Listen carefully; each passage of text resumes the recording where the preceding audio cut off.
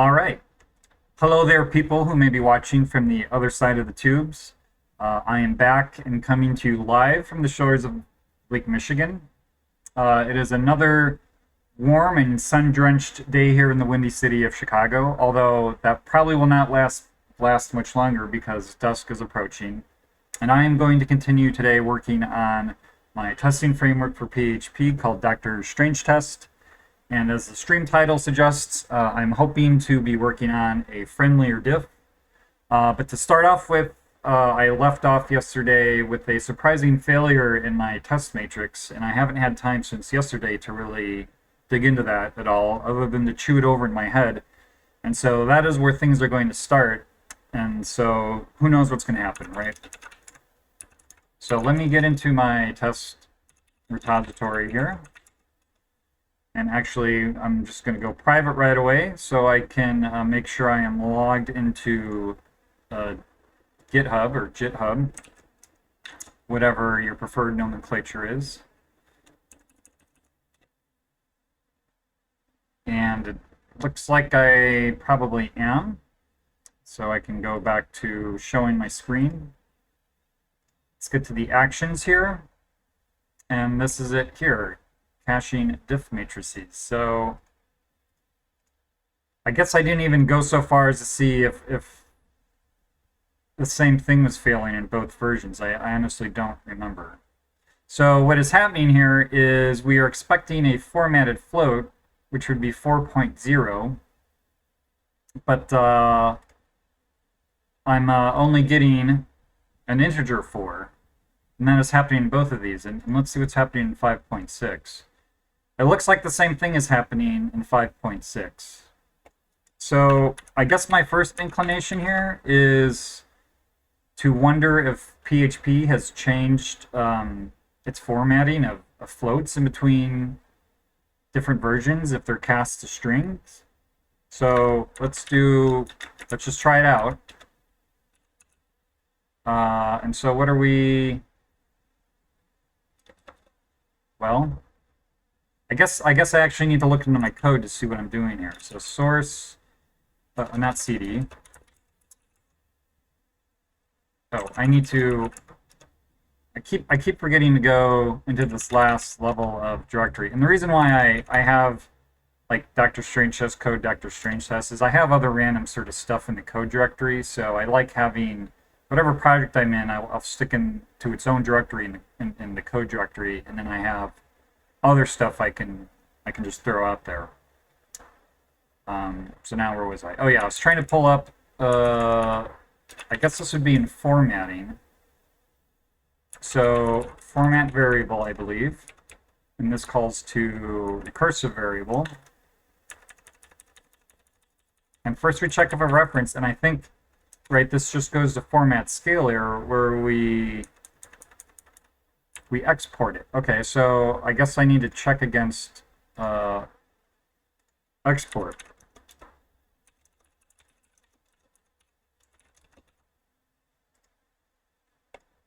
So let's see what we get here.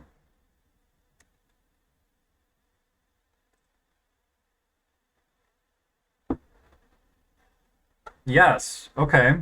So that's somewhat surprising. I guess this is the first time in my test suite where I have tested the formatting of a float.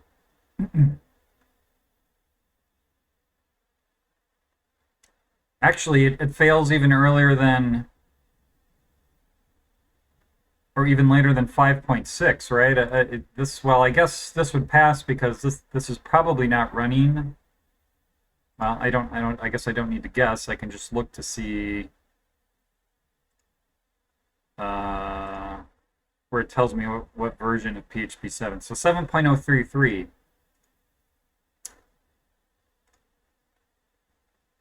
So I guess this is not a difference I actually care about, although I obviously don't want this failing my tests. So maybe, what are we in here? Test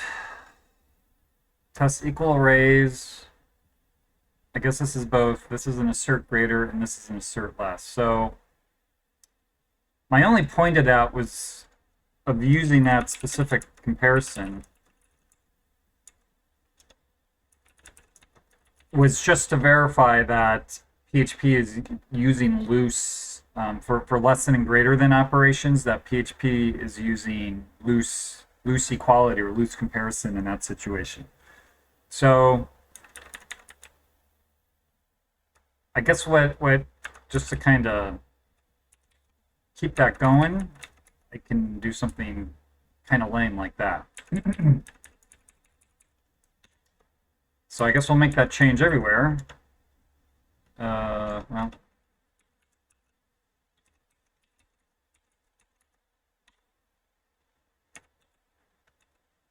so test run 3 here. I think I only need to change 4 of those. And then here we go. Oh no, I'm keeping this one an integer. And I'm keeping this one float. Although now I need to, so we're saying that passes. This fails, so this is going to go to 4, I guess. This one passes, and then this one is also going to go to 4. So I guess we'll just make that. Okay, and I'm just make sure I'm on the correct branch. All right.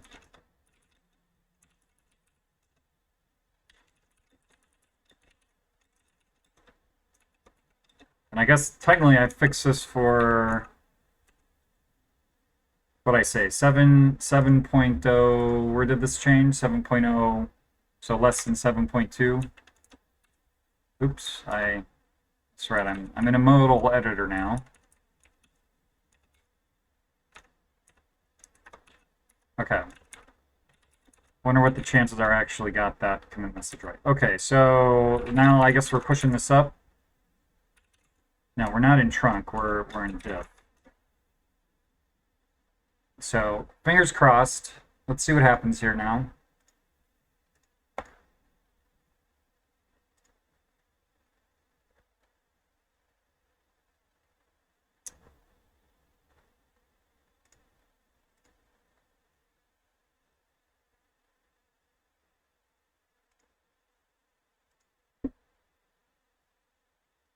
Is this actually doing anything? Okay. I guess Microsoft wanted to is a little busy right now. They've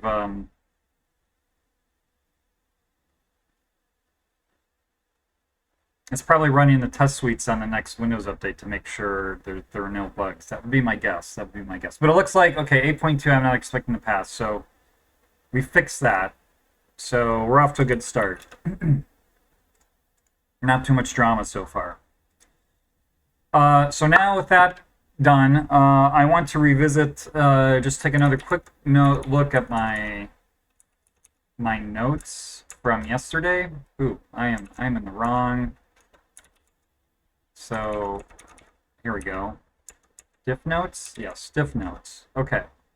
So what I've been working on the last few streams was updating the diff algorithm to support greater than or less than comparisons. And that was motivated by the fact that PHP actually supports, not just supports, let's see if we can pull this chart up here.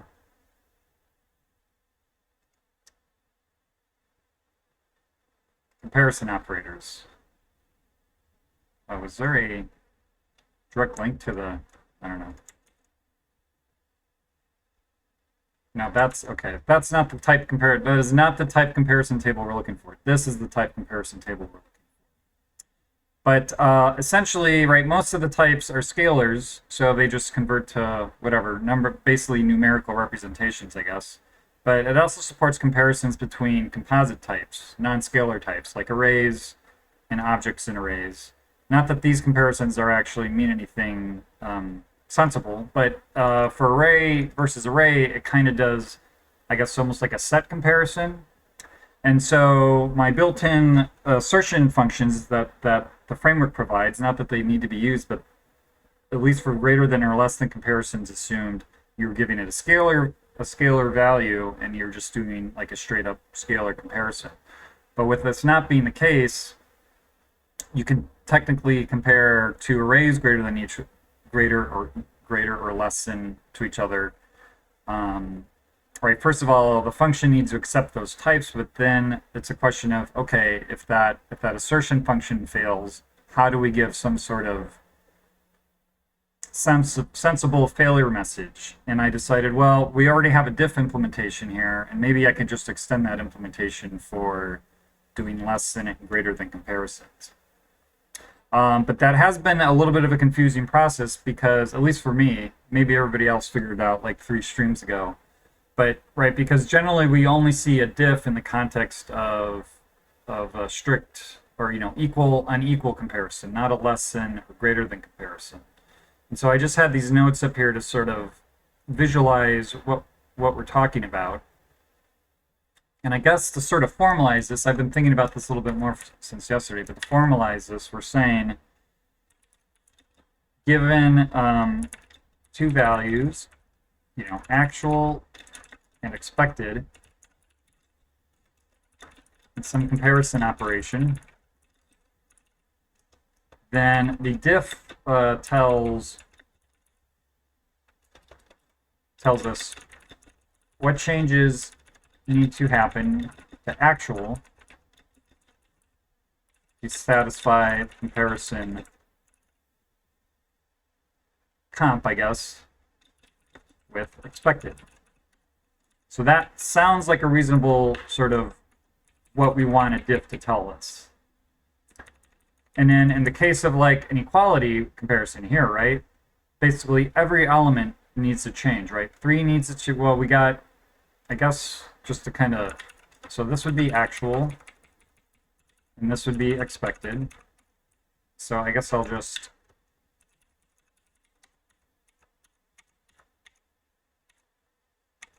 and then we have 2 here, and that's going to be expected.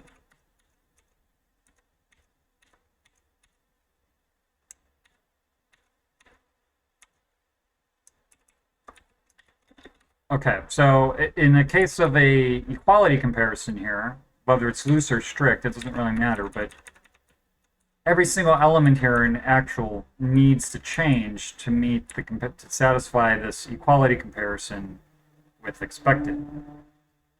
Now, in the case, let me skip this one real quick, although I guess I'll, oops, got a little too excited with the deleting there. So one of the questions about formatting this diff is, right, we want actual to be greater than expected given 2 equal arrays. Well, this is, right, this is what we were actually in comparison. I had changed that as part of the discussion. And so, right, if we were doing a diff for equality, this is what it would look like.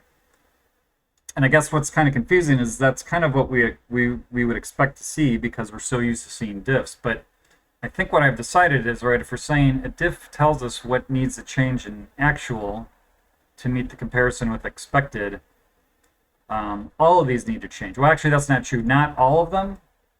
Any one of them needs to change. So that is sort of, I guess, the 2 cases we have here. So for equality, when we're talking loose or strict comparison, every element in actual needs to change. For greater or less, that or that, only one element in actual needs to change. So I think this is what we're saying here. So excuse me for a second, I'm about to cough.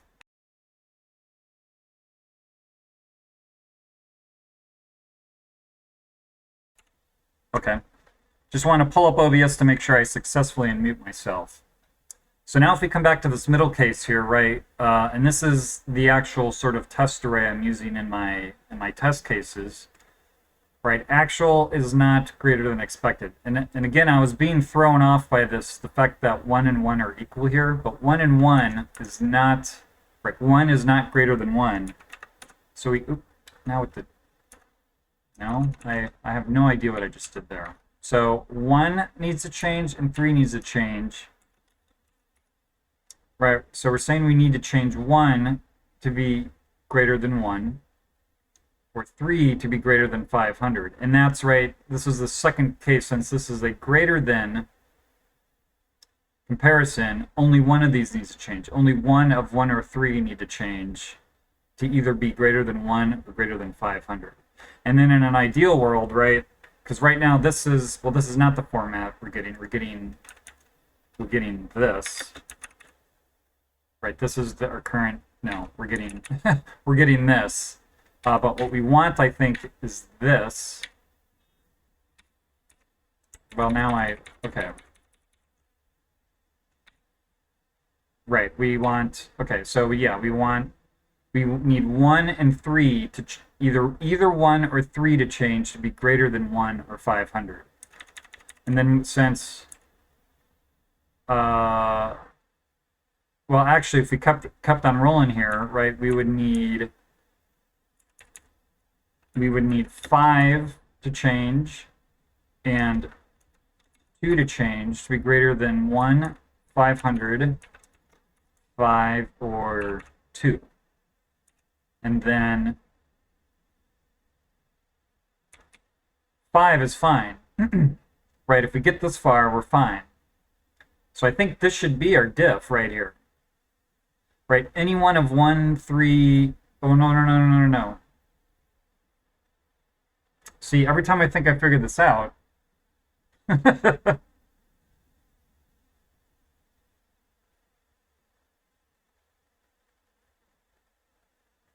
well, 3 does need to change. But this sort of block, right, changing after this here, changing 5 and 2 won't matter, because everything sort of stops here.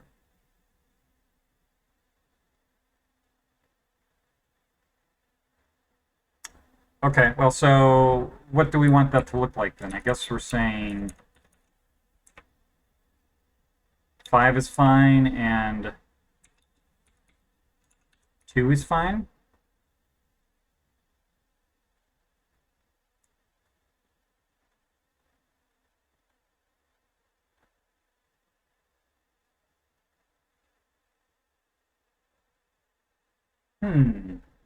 I feel like that's kind of what we're saying. Either 1 or 3 needs to change to be greater than either 1 or 500, and if we change either of those, then this condition will match. So that does make sense. I guess that has implications though for how we decide to implement that. And I actually don't know that I'm going to implement this today. But yesterday I was kind of just trying to work through this to figure out what, if anything, I need to implement differently than currently. And then whatever changes need to actually happen in the code that generates the diff, right? We can make those changes with this algorithm change and as the end goal. Like, this is what we're working towards too in whatever refactoring I'm working at. But I think this still makes sense. This still makes sense. And I think this is kind of what our definition is here.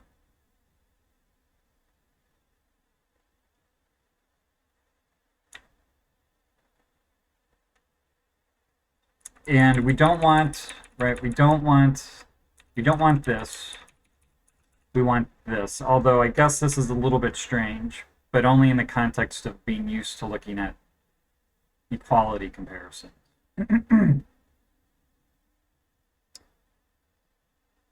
All right, so I guess the first change this will motivate is here where I can't remember what it is, compare values. So because I was kind of freaking out about equal values showing up in the diff, I had sort of just used different operators in what was signified by the comparison parameter. But I think I want to get rid of that now. And there's this big note up here.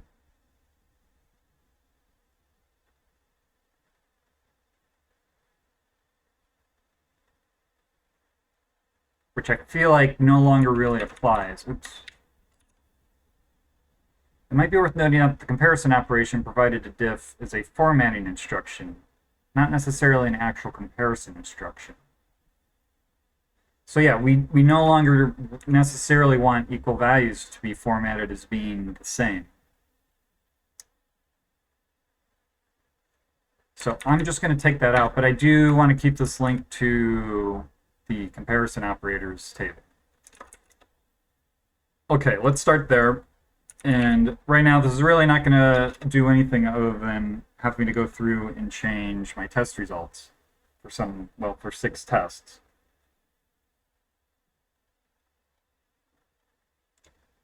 Which is fine. I think I closed out. Let me close these notes. And so we're on 796 here. So this is going to give us that, and then I think give us that. Oh, also, okay, so this is going to give us some. Why is, okay.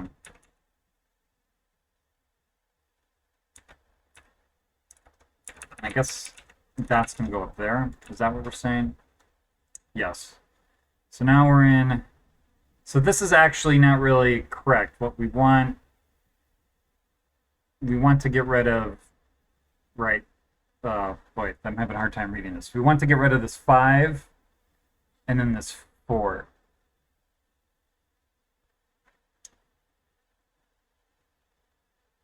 But I think I'm okay with this now. And then when we fix that, these tests should then break. So maybe there's an argument to be made to just leave everything alone. But this is going to be just minus, yeah, everything goes to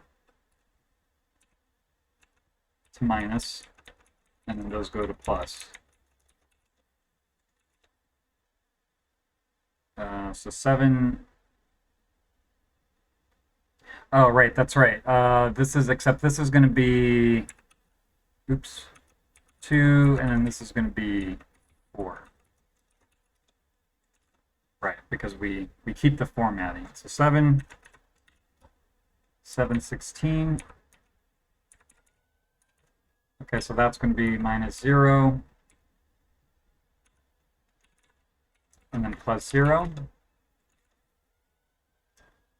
530.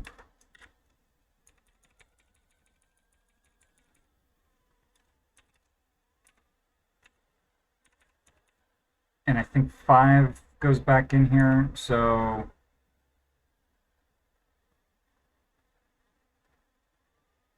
it's like that's going to go all the way. Sort of saying we've got, yeah, 1. Let's just look at this. So 1 is going to be minus, 3 is going to be minus, 5 is going to be minus, 5 is going to be minus, and then 2 is going to be minus. And then we're going to add, this is going to be 1, 500, 1, and 10. I think that's what that looks like. Yep. And then we've got 499.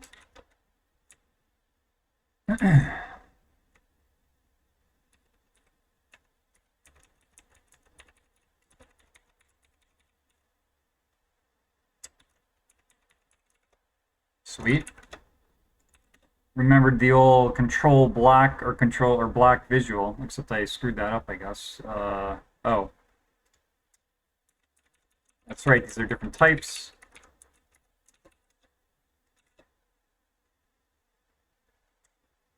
And then we're down to our last failed test here, which is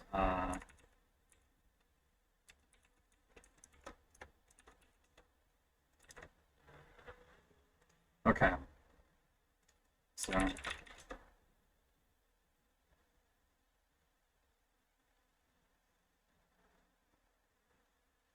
what changed about? Oh, yep. Those are okay. Then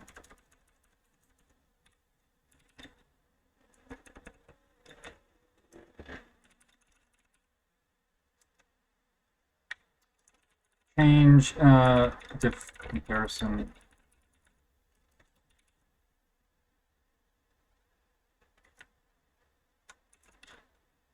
Maybe fix comparison operators for formatting diffs. Okay. All right. So as somewhat of a non sequitur here, I guess I want to look at the PHP stan baseline and see what I have left, because everything I have left is in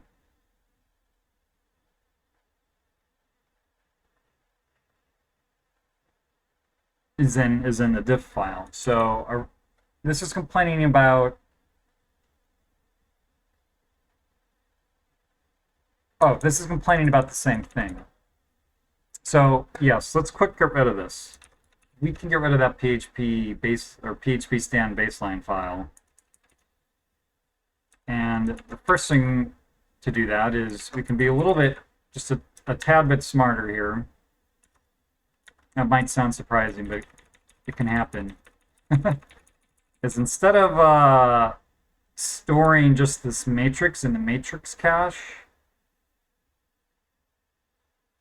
we could just store an edit in there. Then this moves down here. Okay, and then at the end of this function, after we generate the edit, we'll set that to the result, and then we'll return the result. And then in our diff state here, instead of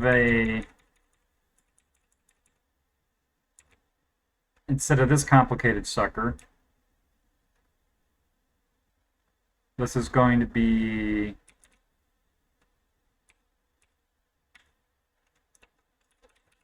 an edit.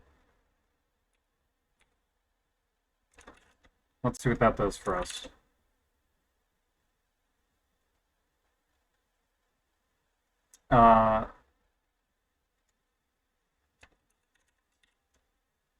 Oh, yes. Oh, return, we got to return that edit. That still didn't fix anything. Oh, this is later down. Did I do the same? Oh, I don't know what it is with me and semicolons.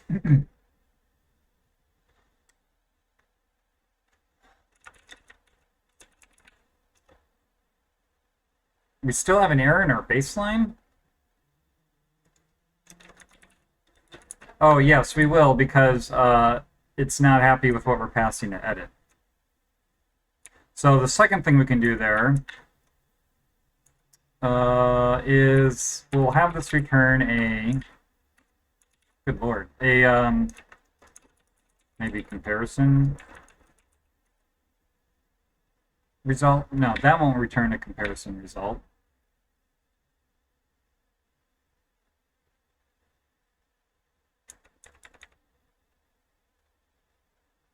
So what does compare values do? So this just tells us whether or not something or not is equal. Okay. So who calls compare values? That calls compare values to generate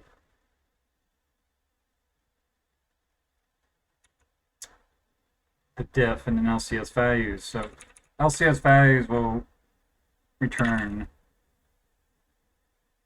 I still feel like I want to call this a comparison result.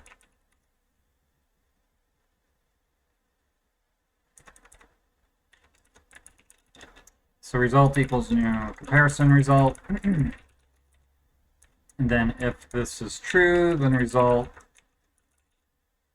matches equals true, and then result LCS equals, and then we'll return that result.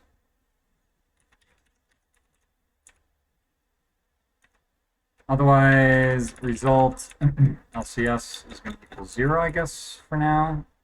Or let's just step through here. Right, because LCS gets set, and I guess we can just, we'll do result matches equals false, result LCS equals LCS. And then we no longer need to take this LCS, because we're just creating that right here in this function. So now I need to create that comparison result class. And where do I want to create that? Function.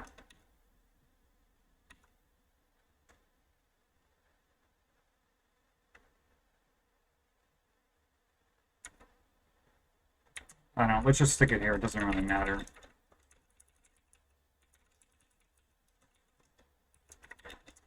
And this is going to be a Boolean.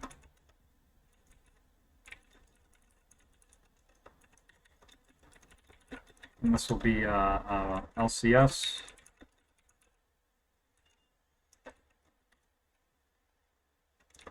So let's see what that does for us. Oops, I didn't want to make the baseline. Great.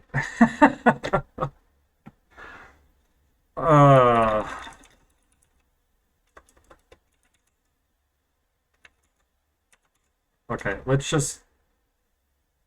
Oh, I guess I need to echo that in there. So right now it's capped the baseline. Okay, so now let's just make the tests. Okay, 1182.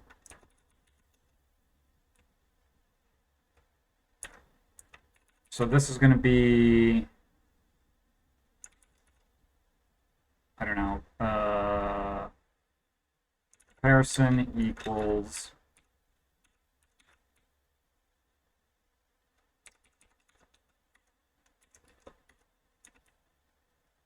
so if compare matches, else if equals compare,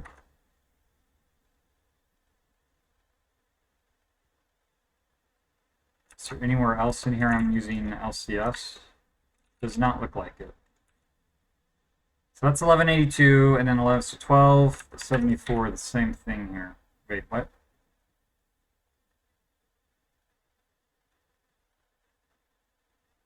Oh, yes. Return result. Thank you, PHP Stan. And then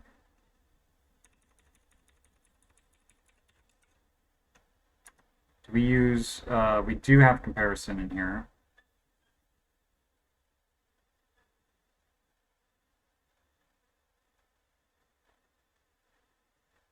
I don't know, let's just call this result.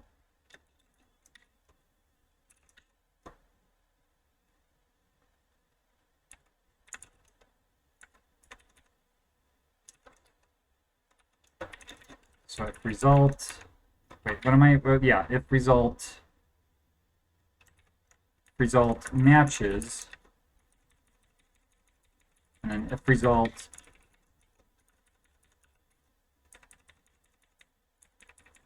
yeah,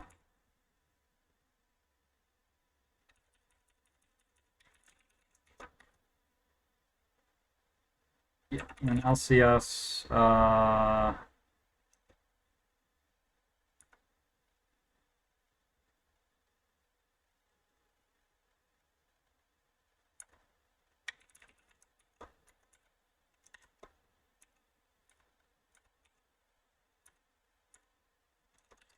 That might do that. Boy, I forgot.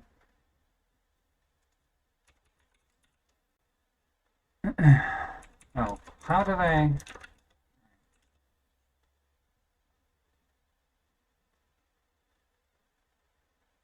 Okay, but that did not fix my baseline.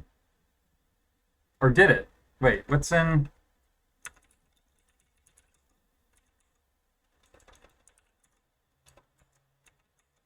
Oh boy. Yes, it did fix my baseline. Okay, so success, success. We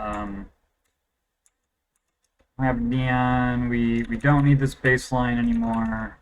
And let's just put out of that and remove PHP stan baseline. Yeah, you can just nuke it. Nuke it from orbit. There you go. Okay, so that's good.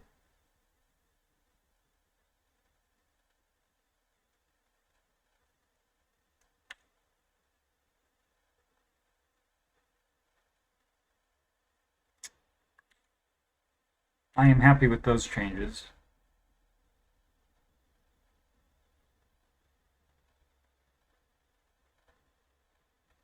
I suppose maybe, well, I don't know. See, this is one of those things where am I just doing busy work, but or like needlessly pedantic, but I kind of want to call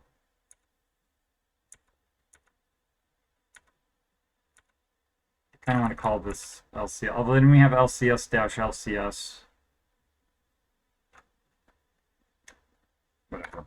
It's fine for now. Everything's fine. Okay, let me just, well, I guess let's quit out of here.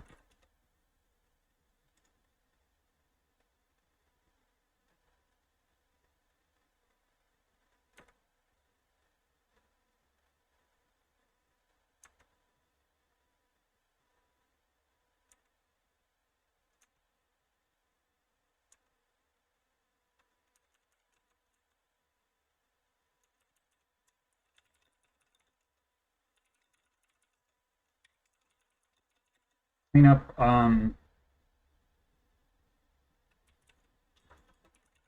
implementation, of caching matrices.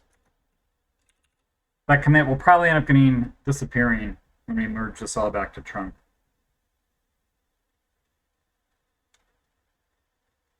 Okay, so what's next? Let's look in to do here.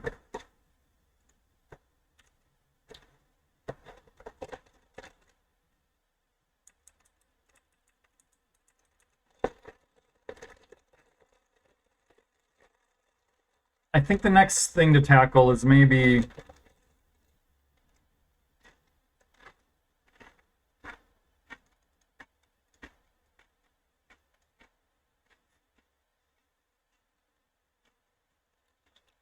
that there that I just highlighted.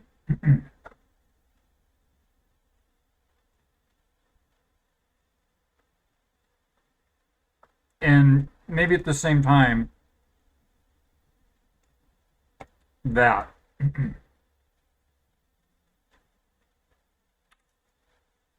In fact, let's do that one. So what we can do here is what we have our comparison result. Let's put a constant so here's what I want to do.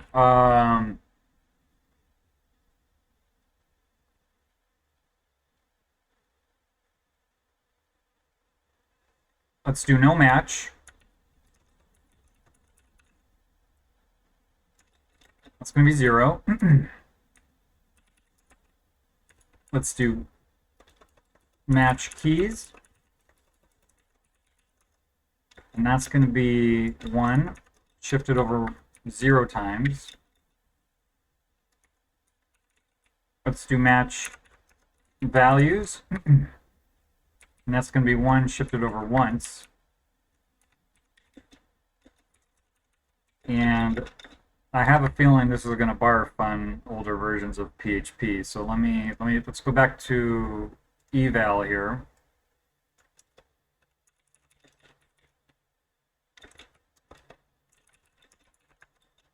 Equals 1.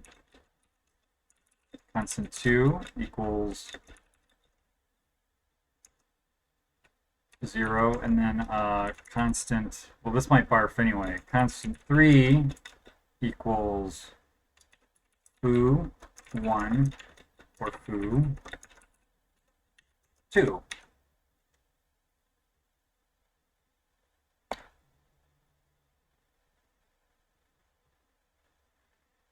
Yeah.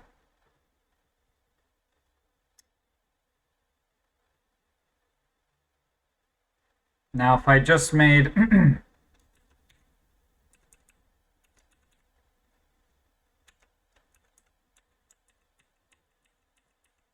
well, I guess, oh, wait a minute. Did I just type that incorrectly? I guess I did. Boy, I am just struggling with, so let's just make sure. Echo foo1. And then we're going to want to do foo2.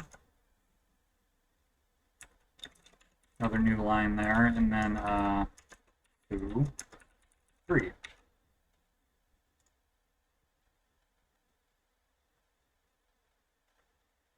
Once again, I am just fighting with PHP syntax today.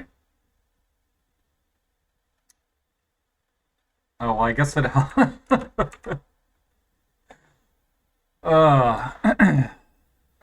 wow. All right. So, baby steps, I suppose. Where do we think this is going to break? I'm going to go like 5-4 this breaks.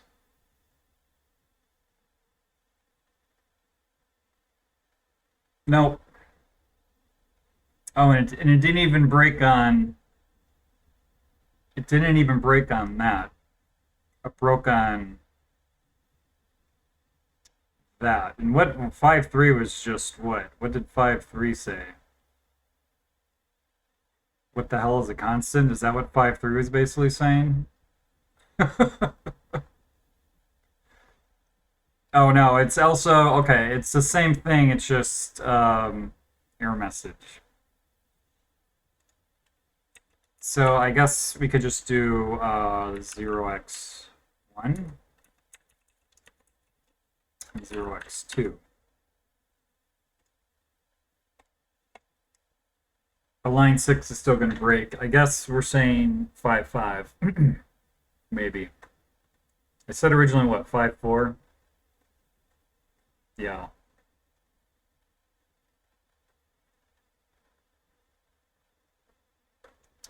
But will this work on... So what I was getting ready to try there was if this would just work on regular... Well,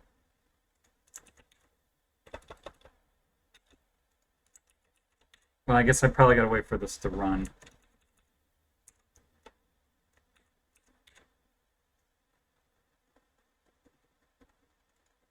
Oh, and then as long as I'm trying to fix code here.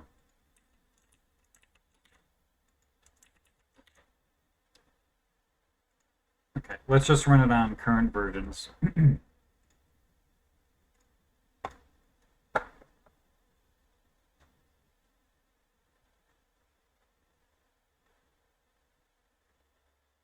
I think this will probably break on 5.5 again. Yeah. So we're stuck with the only way to really get this to work is define 3 as 1 or 2, I believe.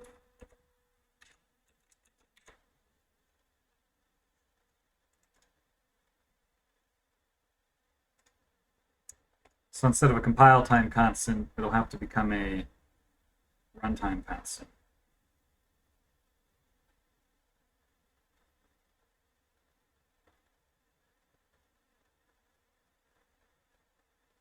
All right, well, that's what if that's what's got to happen, then that's what's got to happen. So this is going to be diff no match. Oops. Diff match keys, and then we just said this can't be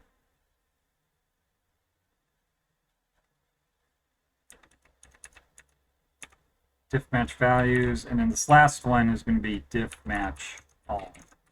In case anybody was wondering where I was going with that. So we've got to explicitly put the namespace in here then. Oh, and I guess I need the value. There's a namespace. Diff match keys, or namespace, oops.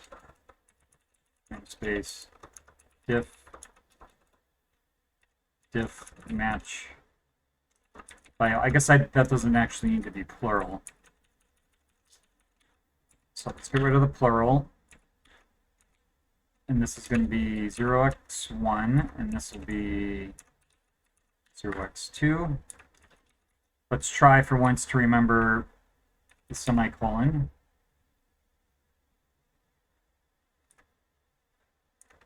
So now what I guess what I'm saying here then is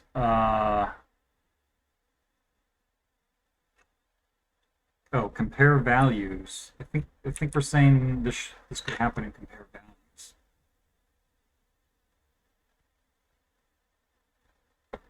All right, so result is going to equal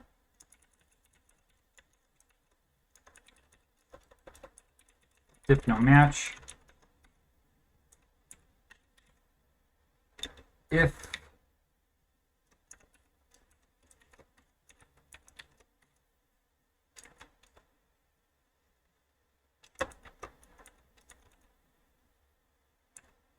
then we're going to say result or equals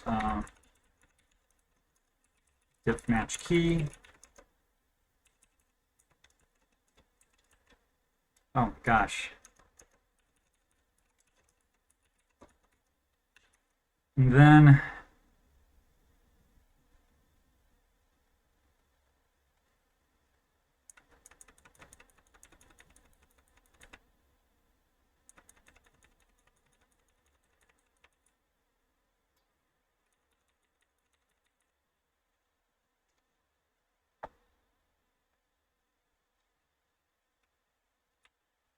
I guess we can just pull this comparison up in here. And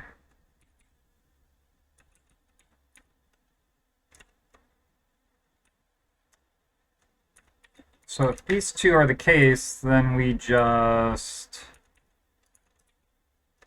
or equal diff match value.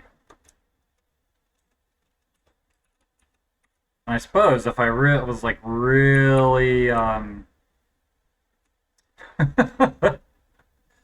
don't know if trollish would be the right word. Like this would all just become one big condition, right? If any one of these is true,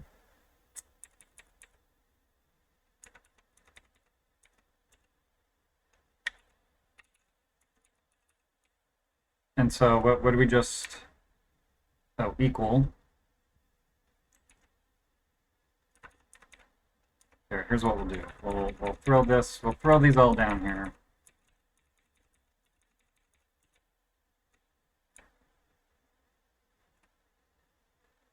Well, the only problem with this then, right, is we have this down here in case, because I have a note in here about that spaceship operator, and so I have this invalid code path in here. So okay, now that I've done all that, let's just do that.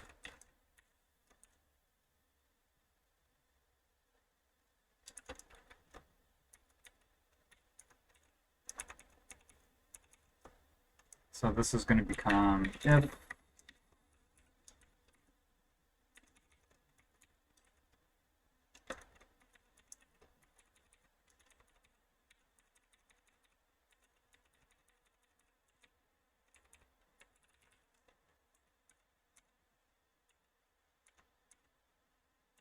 And I think that's it. So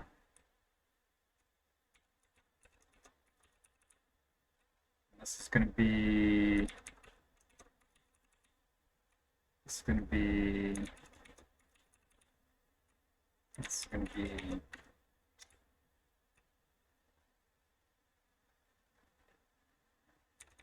We can get rid of this result up here.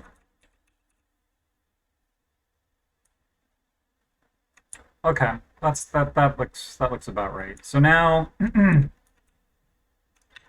who all looks at this? So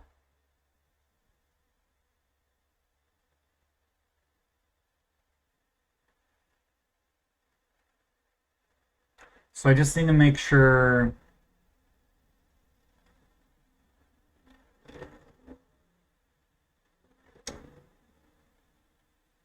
This is building the diff.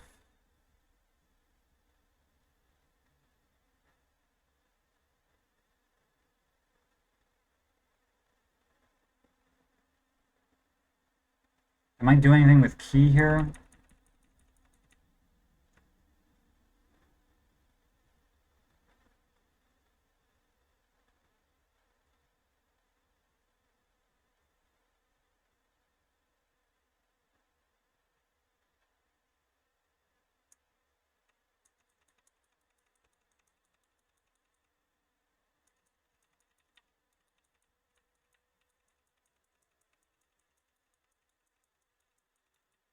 Delete value, insert value. So insert, delete, and I guess copy value. So let's see what those do.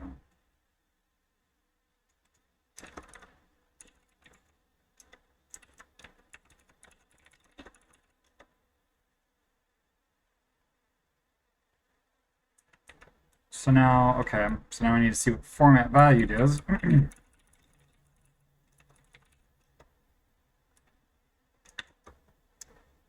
Those do format the key. Oops. Oh no, wait, that was exactly what I wanted to do. So that.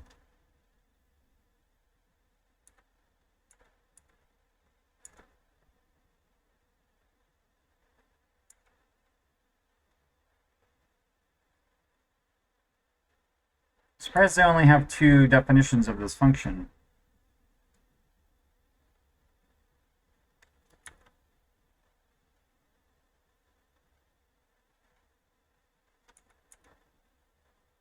Oh, no, I don't have 2. I have 3. I guess. 3, 4. I don't know what I was looking at then. Format resource.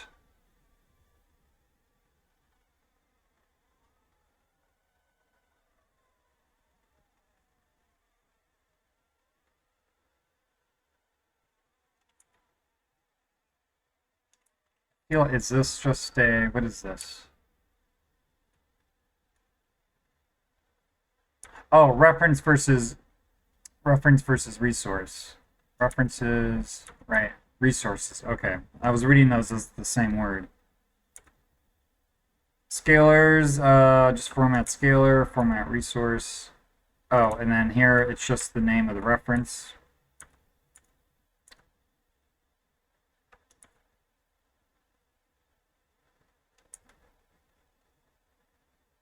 And we don't know what this one is. I guess that's a string.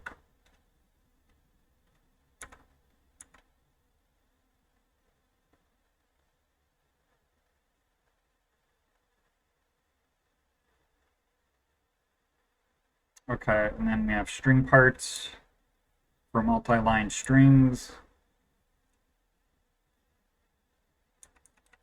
Well, anyway, so the point is, so this is where this could get potentially a little dicey.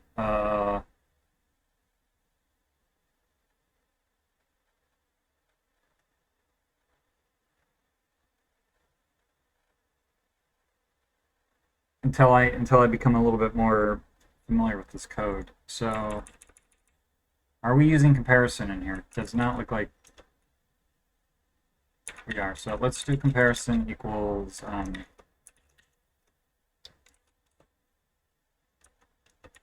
if comparison matches equals, and I suppose I should diff match all.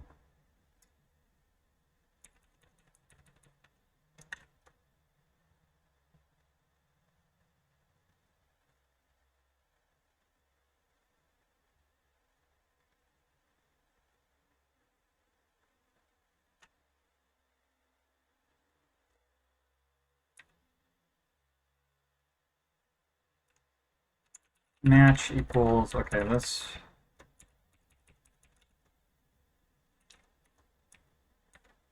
if match equals namespace diff match all,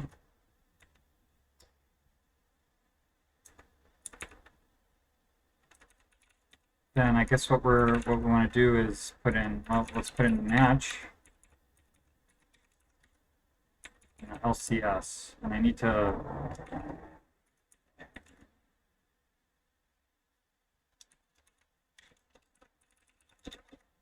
and it might just be worth making an actual constructor for that. Okay, and then down here, result.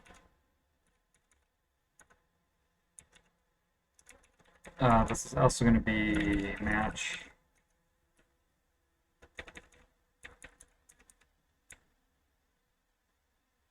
And then who calls LCS values here? Result, if result.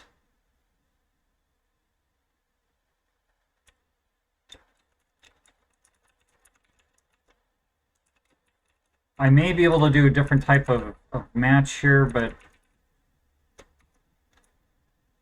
just to make sure, I'm going to have to kind of step through this and see what's happening. And so for now,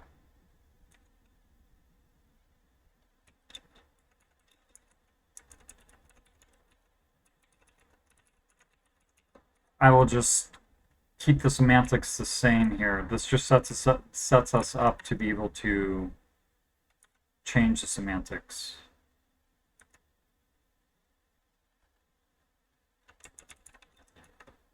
And then this is going to go to an int. So I think that, gosh. Oh. Yeah, I apparently really want to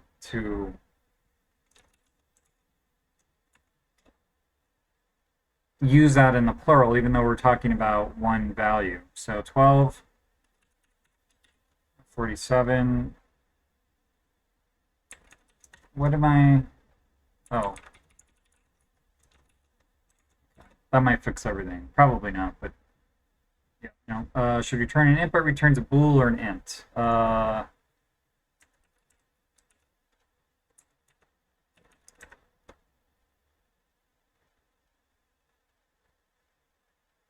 Why does it think that?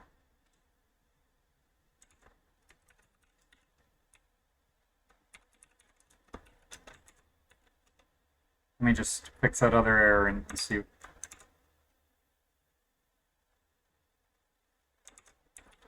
What is going on here? Oh.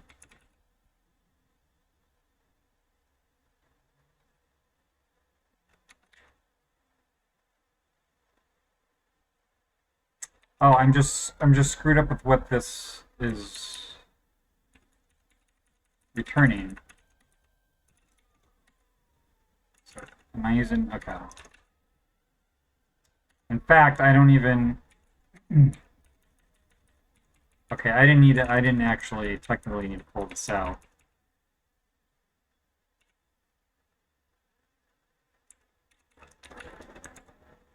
Does that make that one happy now? Okay, so now we need to figure out why.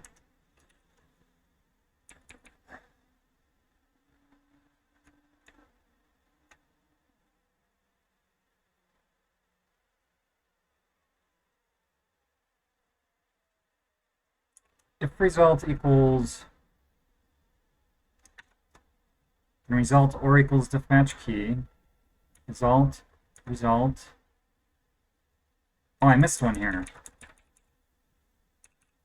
Or I didn't, well, I forgot to delete that extraneous.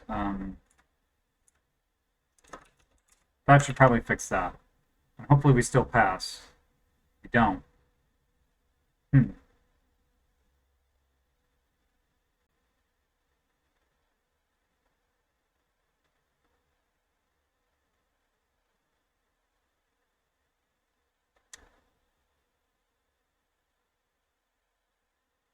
And now like it's all sorts of type of broken.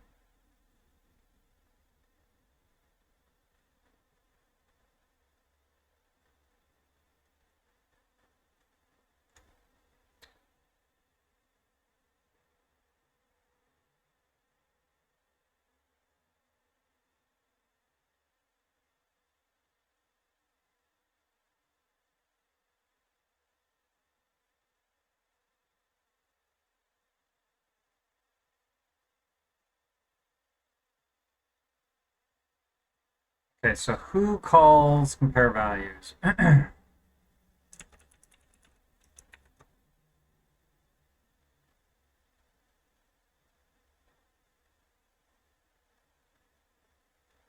what did the semantics? I guess I should. I think they may have accidentally changed the semantics there.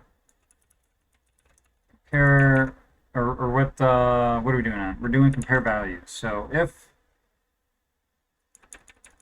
so originally we had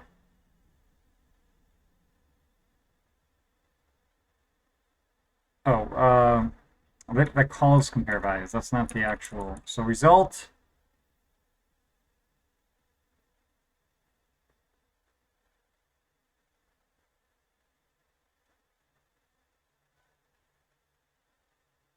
So we return true.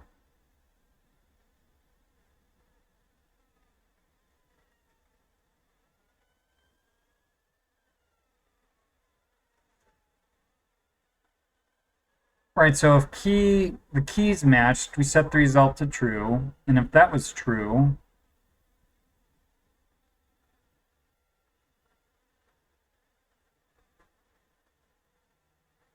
then we set the result to whether, oh, the values matched.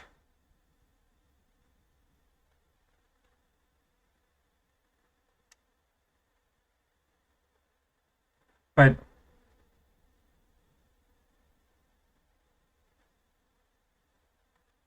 I guess I don't see why that would have changed anything. Because that's implying everything true. We would only return true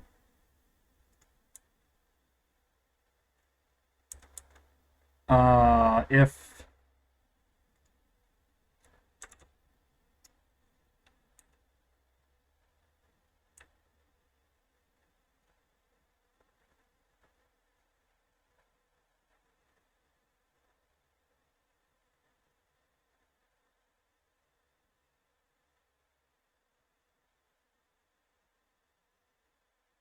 we said diff no match is 0, right?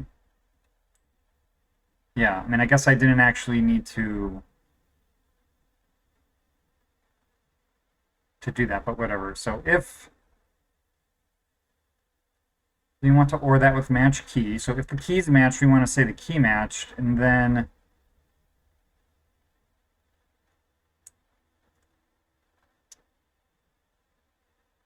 if we got our comparison and the comparison matched, we want to return or diff match value. Or in diff match value, which should set that to match all, right?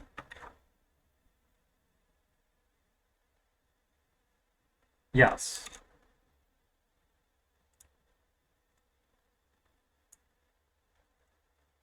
Which means if we compare to diff match all, if we're anything but diff match all, okay, well, HP stan, I feel like, I don't know, it seems to be finding them, but well, let's just dump these up here. This PHP stand can get a little bit finicky about where constants are defined.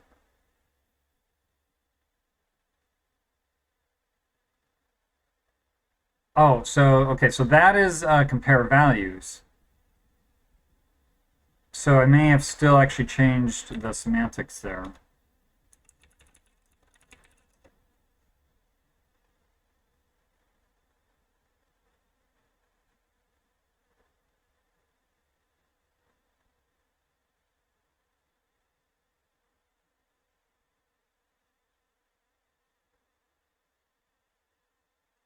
Right, so if we got back true,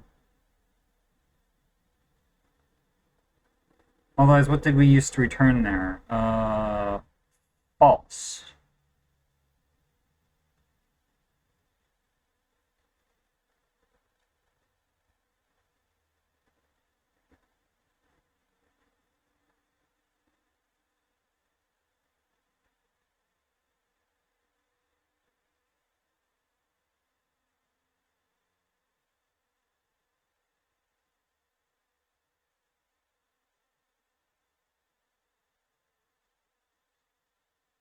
So if this was true, we returned true in whatever the LCS was. Otherwise,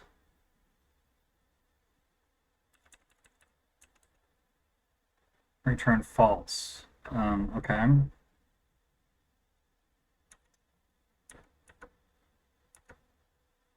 Okay, if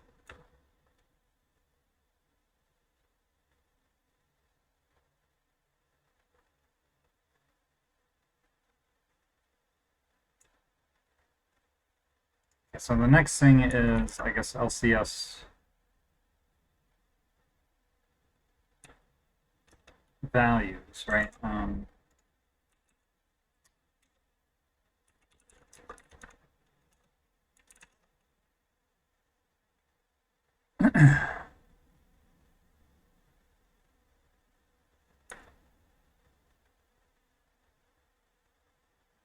So result matches would be whatever was returned by compare values, which we haven't changed. Which means that would only be, unless result was somehow, what did this used to be?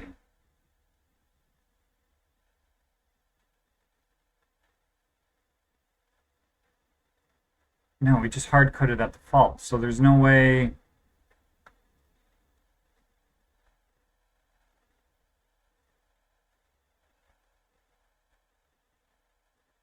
Unless we're somehow changing match and LCS values.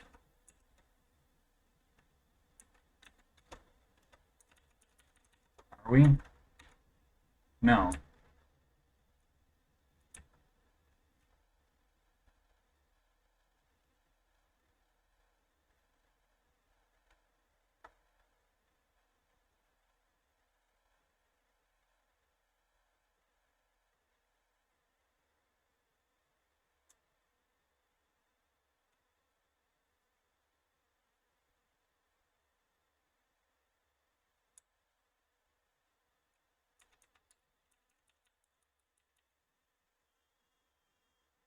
Oh, well, I'm back in.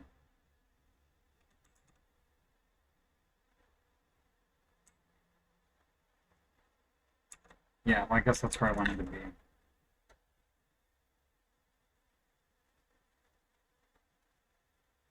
Oh, no, I.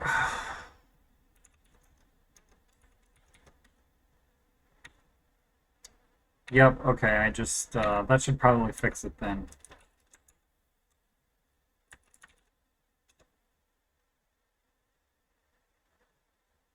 Except it didn't. Nothing changed, actually. So where else am I screwing this up?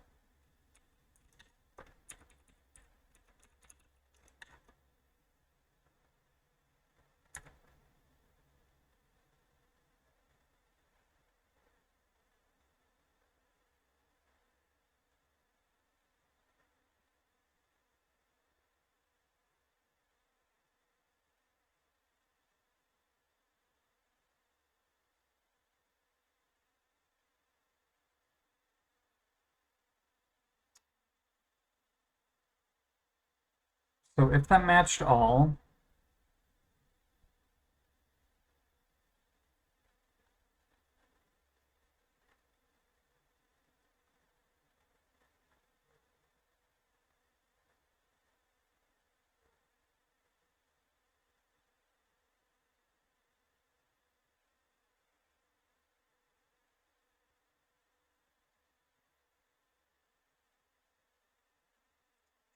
all right.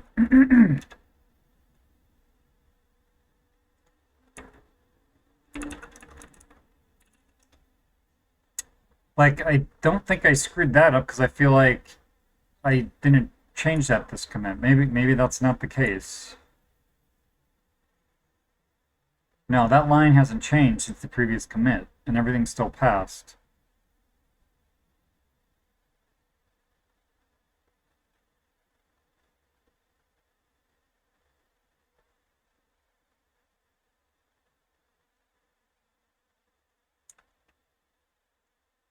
Unless I did something stupid down here. Match value, match value, match value, match value, match value.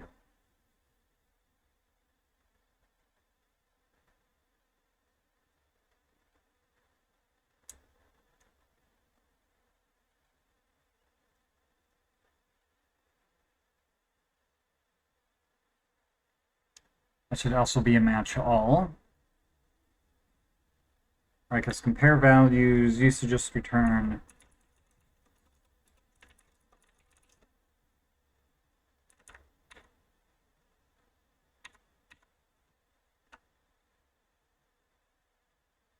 so that only would return true, right, if result, then we reset result to whatever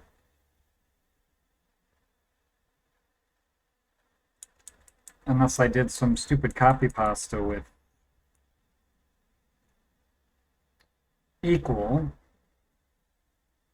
Gosh, yes. All right.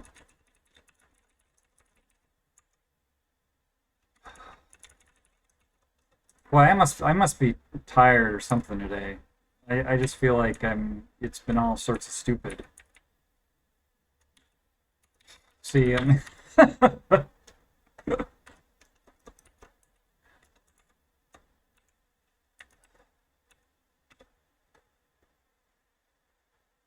okay. Wow. Boy, that was, I don't know, that was like pulling something through the eye of a needle. Something large and painful. I don't know. I think I might, maybe I'll have another Triscuit and get a glass of water and just kind of.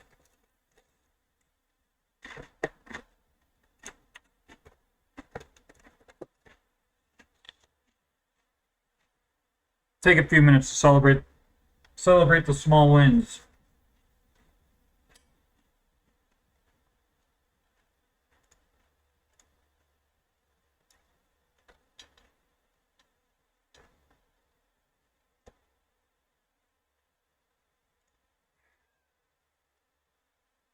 So I know this is not the most exciting content right now, but I'm just going to sit here and have a Triscuit.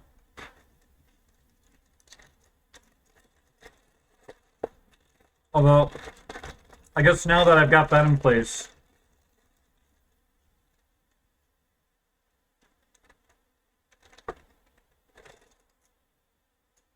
I need to figure out, I suppose, where to make use of that.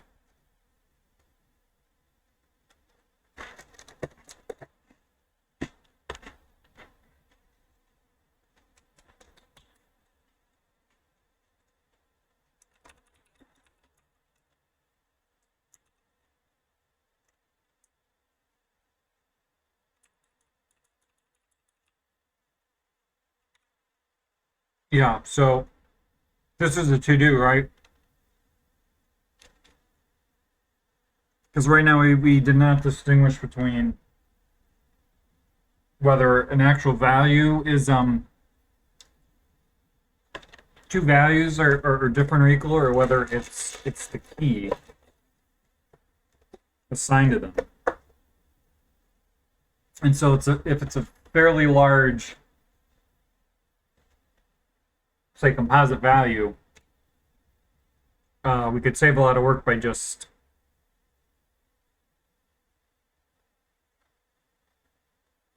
saying, hey, the keys are different. Although this might, not really. I'm just saying this could make things complex because we would only need to, the only thing we need to format differently is the first line. But I guess, well, I don't know. Obviously, I have to take a look at it. So this might not be as easy as I thought. But yeah, I'm gonna go refill my water.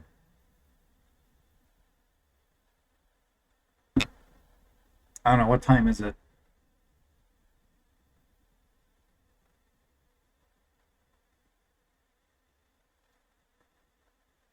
Oh, I see. Hey Jimmy Azri, I just saw your follow. Thanks so much for following. If you have any questions about anything I'm doing, feel free to jump into chat. But I don't. I have tried to keep an eye on my activity feed just to focus on the coding. But thank you again if you're still in chat even. But anyway, what was I saying? Yes, I'm gonna go get a glass of water, and I will be back in. I guess we'll give this about 3 minutes. All right, back in a few minutes.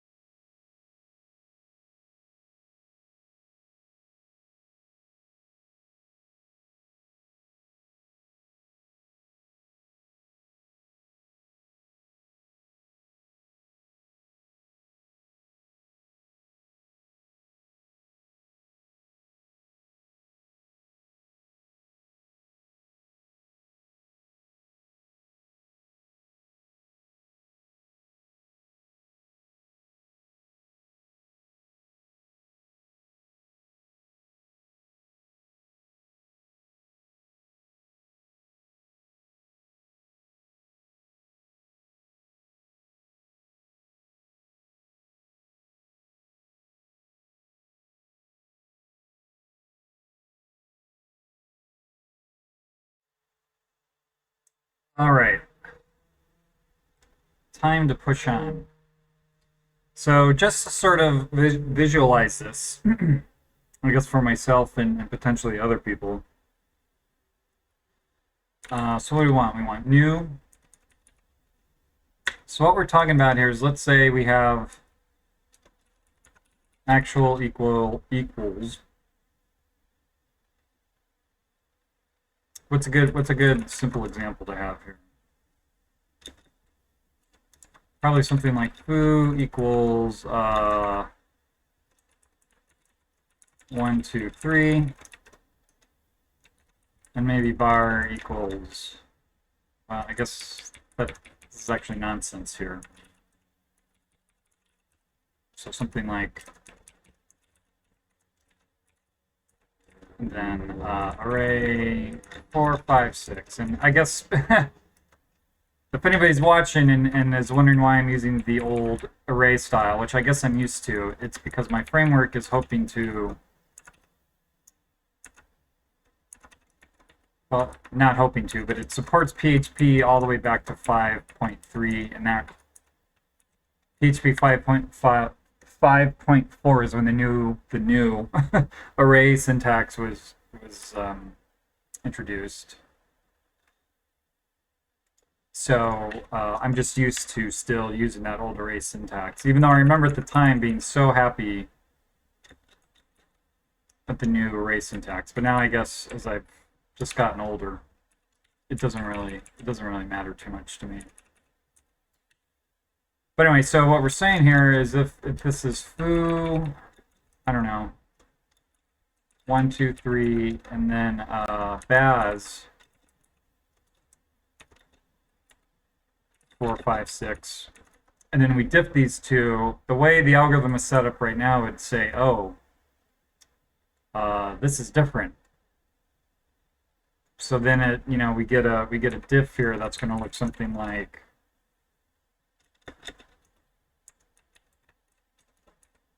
foo, I believe it looks something like this. It normally shows the keys too. All right, so we'll put those in.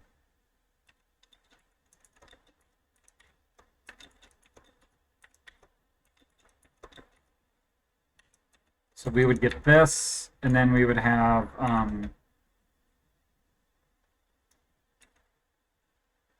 so expected what, or so we're doing actual first. This would be array, and then this would be baz equals array, and then we're going to have 1 equals 4, 5, 6.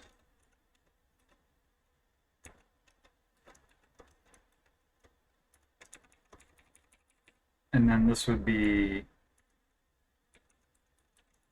right, we actually got bar, we wanted baz. And to generate this, it actually takes both of these arrays and goes through that whole matrix generation thing.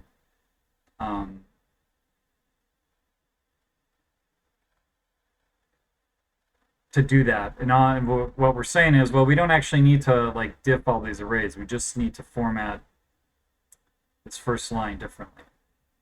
So this is what this is the shenanigans we're up to.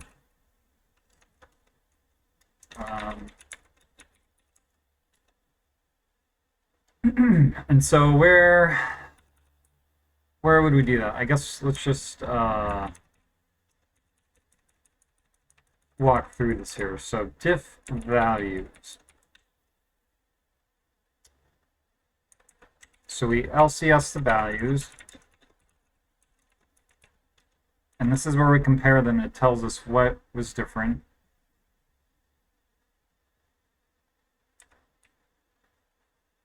And if it's a match all, we just say, hey, we're golden, which we handled then over here, where we just say, okay, that's just a copy. And then if, what do we do? If from type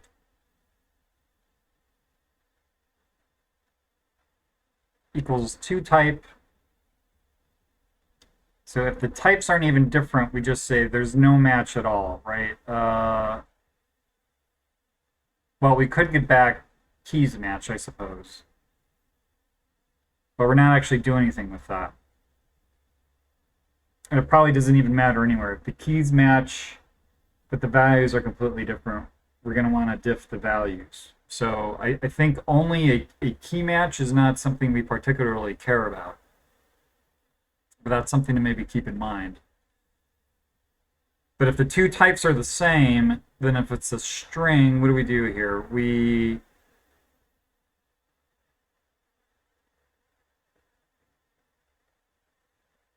If it's a multi-line string, which we determine by the cost, where each line of a string, so since a string is a scalar value, theoretically its cost is 1. So the way to make this all work is I assign a cost to each type of value, and for a scalar, the cost is 1, except for a multi-line string to handle formatting multi-line strings in a reasonable way. If it's a multi-line string, each line of that string counts as 1. So that's where we catch this. And then if it's a composite value, like an array or an object, basically, then the cost is 1 plus the number of elements in that thing, whatever it is. So if it's a 3-element array, the cost of that array is 3 plus 1 for 4. Or if it's an object with 4 or a class with 4 properties, then the cost is 5. So here, if it's a multi-line string, then we want to diff the array. But I guess what we're saying is we don't actually have to.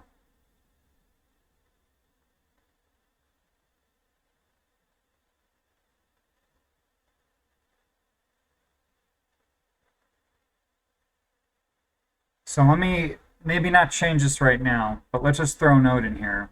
And I believe that's the same thing here, right? So if it's 2 arrays, then the same thing. If they match, but that's not necessarily the case for an object here, because even though we have 2 objects, they could be... Well, no, if they're the same object, yeah. So this is the case for all of this. So if match equals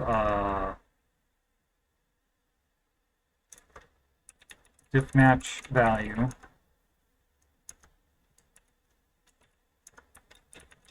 then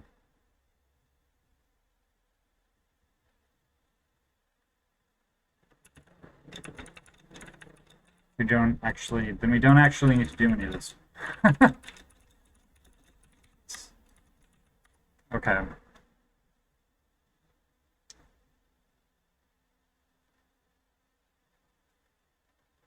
So I feel like what we're saying here is if this is diff match value,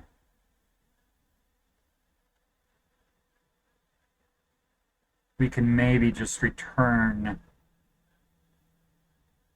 here.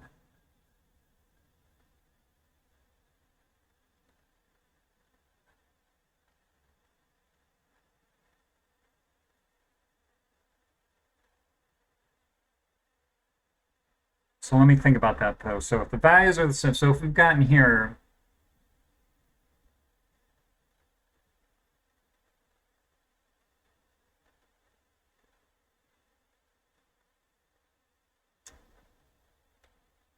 then either the keys don't match or the values don't match.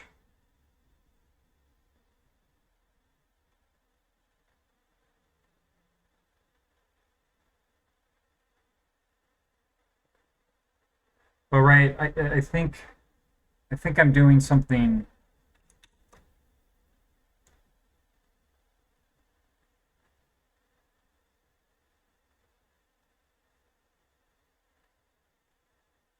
So I actually need to split this up.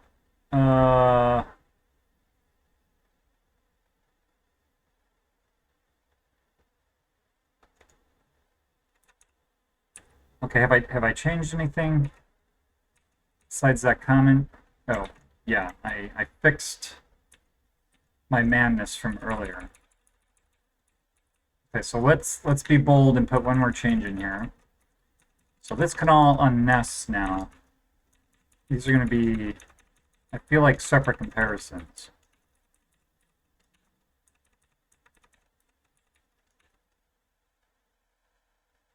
I think I hit the wrong key there. We just want to move that over. There we go. And then knock out that, and let's just see, that should not, I don't think, have broken anything. And it didn't. Okay. So we still seem to have some handle on what's going on around here. let's not worry about that one. So this is LCS value. So if we get back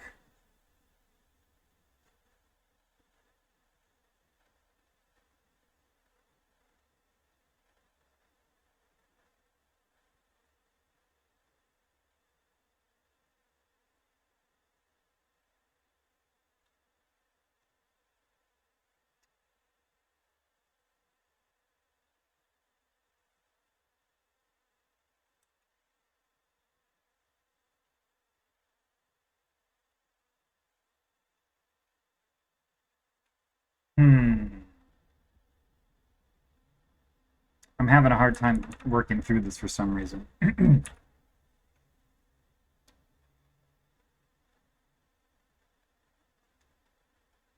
So if the values match, we don't actually need to do the arrays.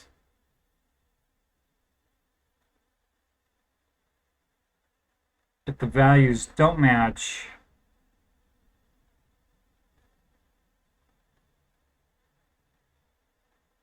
so yeah, I think we only need to do this if the values don't match, if the two types are the same.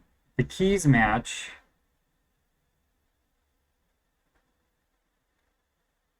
Right, so if the value matches, then we either completely match or the keys don't match, and we're down here.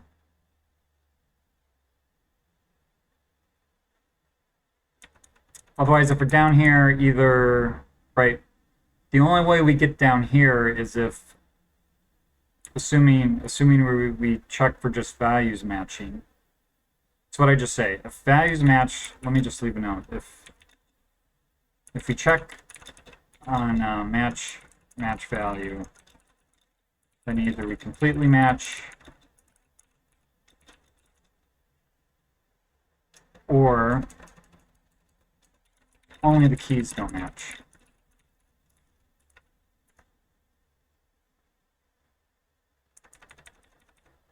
So if we get down here, the values don't match, and then we only want to walk or further process the sub values if they're the same type.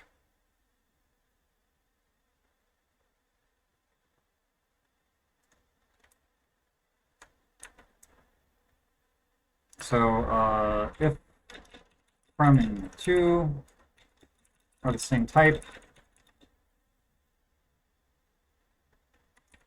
so let's just, at this point, value doesn't match. Match value is false.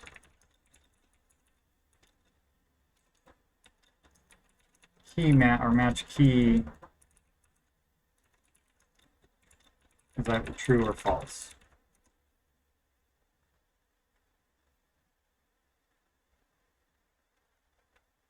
So do we care about, so match value is always false, right? So if they're different types, we just return, what do we return? We return whatever it is, which would be at most key match. Key would be the only thing matching. That's, or no match. But if they're the same type, okay, so I believe to or from are the same type, then generate and our composite types, and generate a diff for their subtypes. So that's what is going on here.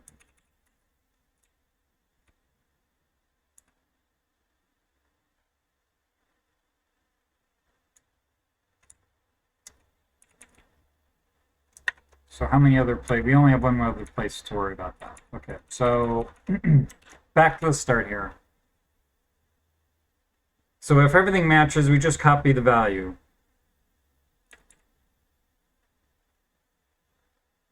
Otherwise, if there is no match at all, which is indicated by a 0 in the longest common subsequence. It's a straight up insert and delete.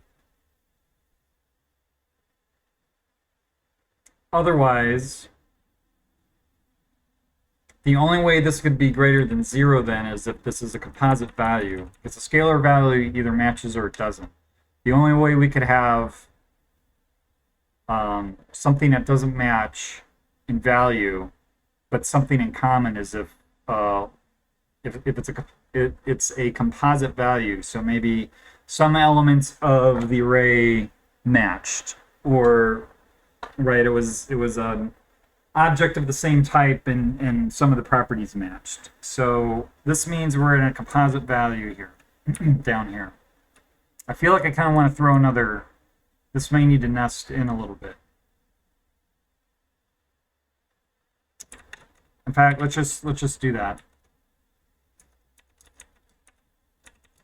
Where's the end of this? Here. Oops. And then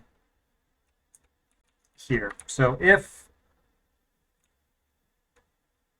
and actually that should be an else.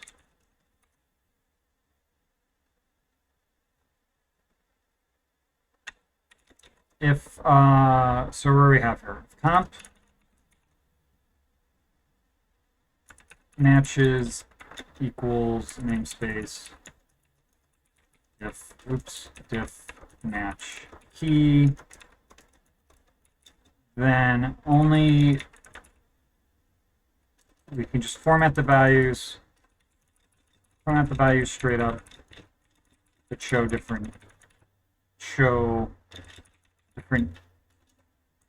key for from and to.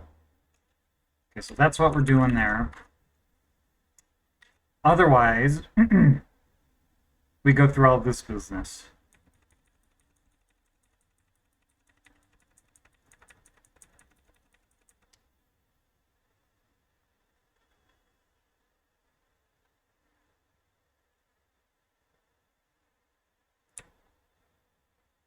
And a lot of this nonsense is just to make, well, I shouldn't call it nonsense, but all these assertions in here are just to kind of make PHP Stan happy. And actually, it's not really that. I mean, it's keeping us honest. It's making sure to and from are the same types at this point. In fact, now that we've done this, we could probably, and this is what I was wondering about, I think yesterday, was I feel like there's no built-in way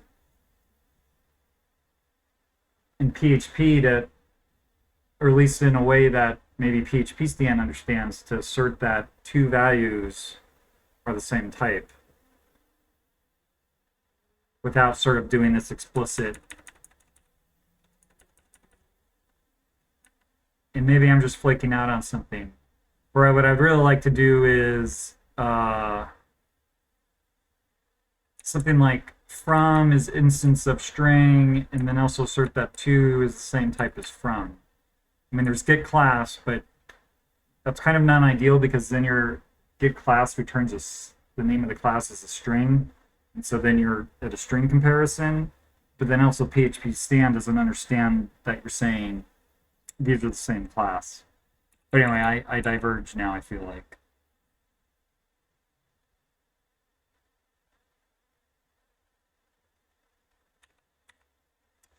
Now I guess I got to walk through. The next step here is to take a look at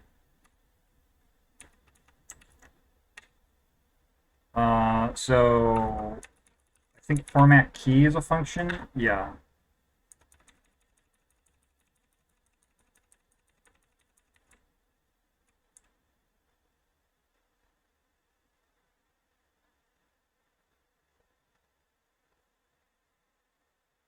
So it is a method on these types.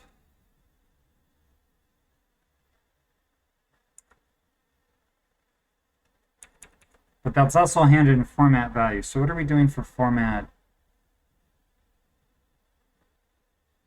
value? We're calling format array. So do we do that everywhere? let me just yank this out here, just for reference. Let's see where else we call a format array. So value, name, loose, scene, sentinels, indent. That looks good. Oh, that's the only two places we call it. Oh, that's that's the one I guess I just pasted in. So what are we doing this for? Oh, array? Oh. So what do we...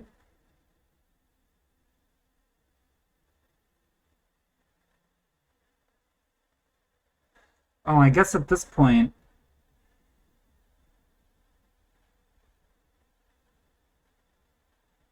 Right, if we're calling format on this, we've decided we don't need to diff the subvalues. We can just diff the array as a whole, or format the array as a whole.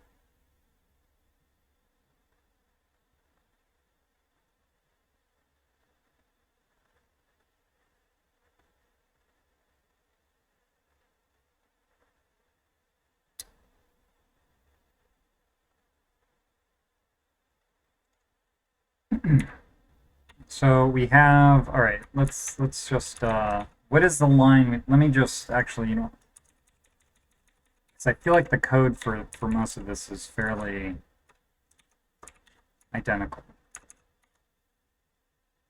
So we get the indent, which we pull out of the object. We format the key.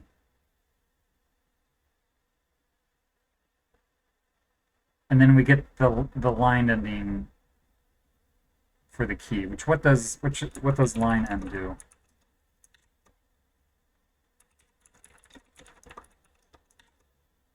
So for null key, that returns. Oh wait, I think we saved that for later. Didn't I? Function line end? Okay.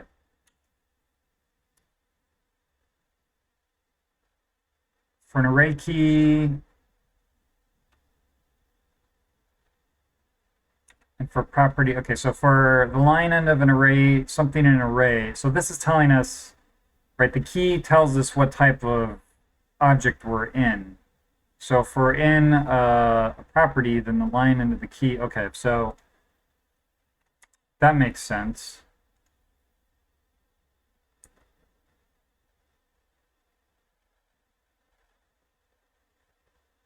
Oh, so then we set this stuff up to pass in a format array.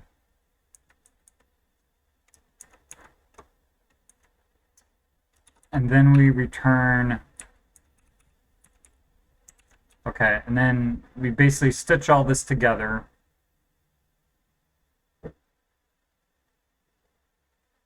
And return it. Okay. So now let's look at other format value methods. So this is, that's what we just looked at. So format object, indent equals format key. Yep, that's all the same. That's all the same. And the only difference here is this format object call.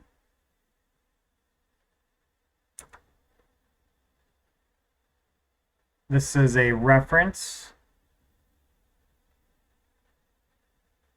So that should be NA. Resource, that we should not be here because we're treating a resource as a scalar, I believe. What is this?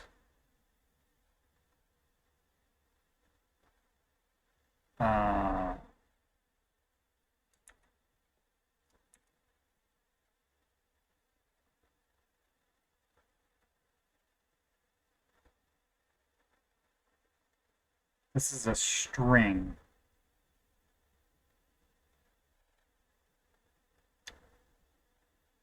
So I can't remember, I honestly can't remember my string implementation because that got also fairly complex. String part, I guess. So string part is where, oh, that's right. If we're calling format value on this, we've decided we just want to format the whole string. And string part, I guess, is where, right, we can either be,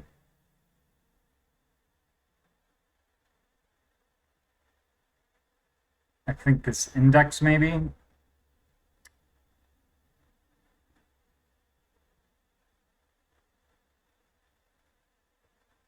All right, so we're, oh, it's position. Oh, position gets passed in. All right, so, but this is where we handle,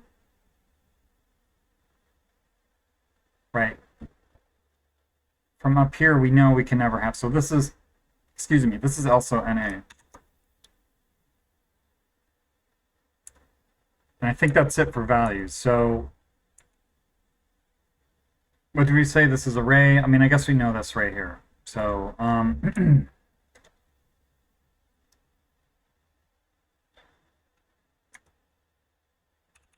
so indent is going to be format indent.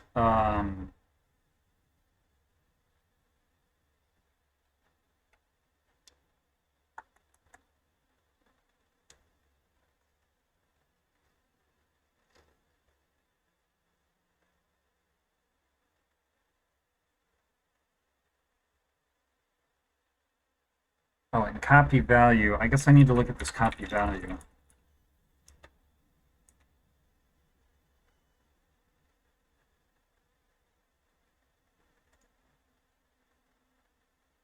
Hey, Mr. Simpson, how are you? Thanks for the question, the chat. I was a it was a very small company here in Chicago. That was we did like sort of environmental consulting and landscape consulting, and I was actually the only. It was a very small shop. I was actually the only programmer there, and so we did a lot of kind of prototypes and stuff on, well, stuff related to the environment and landscape consulting. And so a lot of that was web based, and usually it involved web mapping as well. Um, so like spatial databases, and then generating maps for the web. And this was kind of the early days of Google Maps still. But I don't think any of those projects are actually around anymore because, like I said, most of it was consulting work. And after they downsized, I was the only programmer there, so there was nobody there to maintain them. But it was definitely some interesting work.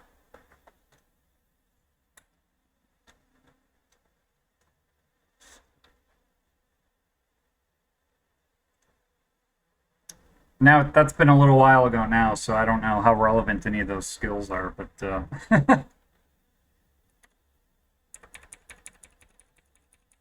just keep on coding. And thank you for the follow, by the way. I saw you just followed me as well. Thank you very much.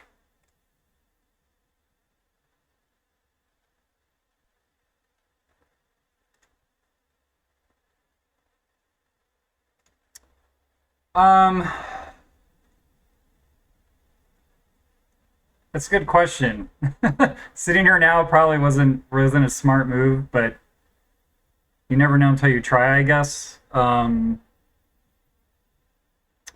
So I was doing that sort of during the Great Recession, and oddly enough, we because I think the government was trying to like keep the economy stimulated, we were actually able to fund a lot of our projects with like grant money and stuff. And a lot of organ because it was sort of an environmental slant, we worked with a lot of nonprofits and did work with them, like studies and stuff like that. And then after, oddly enough, after the recession sort of what finished up, and things are people, the economy was kind of back on its feet. I suppose that's debatable, but a lot of that money dried up, and so we just had a hard time funding projects or even getting people interested in the project. So they laid me off, and at that point, I guess maybe I was a little bit burnt out, and I had also had an interest in the hospitality industry. So I figured, I wasn't getting any younger or anything, and that's still the case. But I kind of decided to try a career in hospitality, which is what I was doing up through the pandemic. And if I thought I was burnt out after the recession, the pandemic the pandemic was not any easier for sure. And I guess that might be more information, but it's just the sort of thing where I've had a lot of interests, I suppose, and it's one of those things I've never just had in my mind, oh, this is what I'm going to grow up to be. So in some sense, I'm still sort of figuring out what I want to do with my life. But that's kind of the short answer, that second part. I don't know if that was interesting at all. Also, being the only programmer there, it was also my first programming job because that was actually my second job out of college. It was a lot of figuring stuff out on my own while also trying to deliver finished products. Yeah, it's do you program or do you as a hobby or do you know a language or do you do any programming just kind of as for fun right now or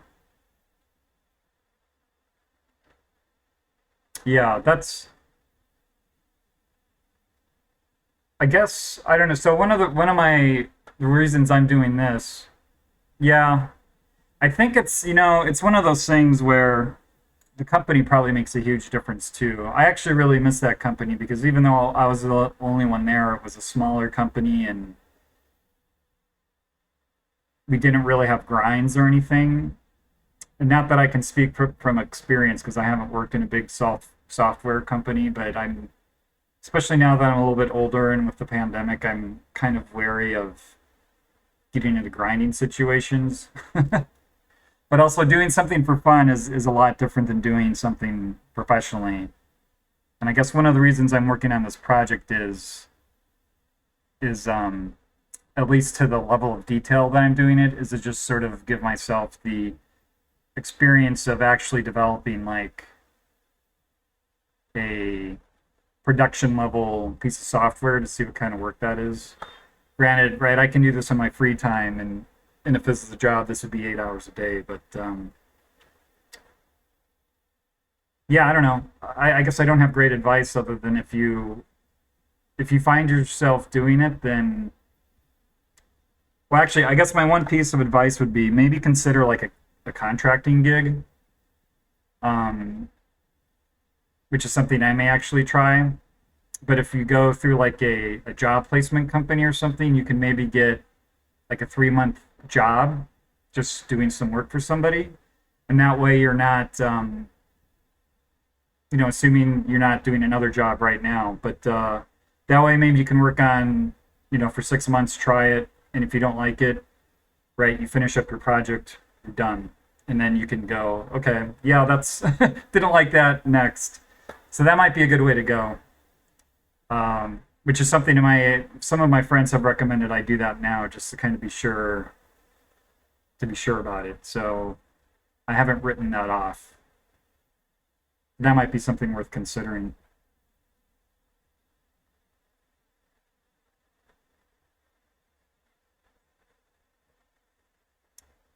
What's your language? Do you have like a specific language you work with? PHP maybe? I don't know if you're watching me because I'm coding in PHP or you find the project itself interesting.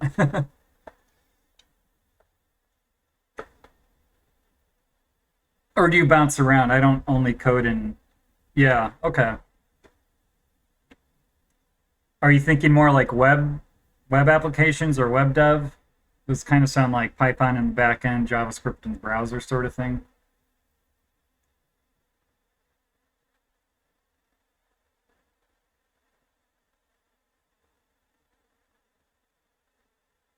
Yeah. Yeah, well, web dev's popular. I don't actually know I would want to get back into that personally, but that's kind of my own. Yeah, I'm not trying to throw shade on web developers or anything. It's just this sort of work that I'm doing now kind of I guess it's not really data, but like I say in my profile, sort of applications or systems programming is sort of more my interest. And this is a project I've had sitting around, and it's in PHP, which is what I have the most background in. And so it's a little bit of an unusual project, I guess, for PHP, but it's the kind of software I think I like to work. So that's the other thing. Software, I mean, it's such a huge field. There's so many things you could do. Web dev, like you said, data science or data processing or game development or even like security, like a security expert, like a breach person or hacking, trying to hack into systems. So it's such a broad category. I think that's the other thing that makes it fun too. Is whatever you want to do, you can probably find find something interesting. Well, I'm gonna try and finish sorting this out. Yeah, feel free to keep chatting. If you have any more questions, just jump in at any time. If I'm a little bit focused, I may not respond right away, but yeah, thanks for popping in and talking with me. Appreciate it. All right, so what I think I decided here was all we need to do, this copy value, all it does is format value. So we actually want this format value function without, we basically just want to do this. And so, all right, so I guess basically I'll do that.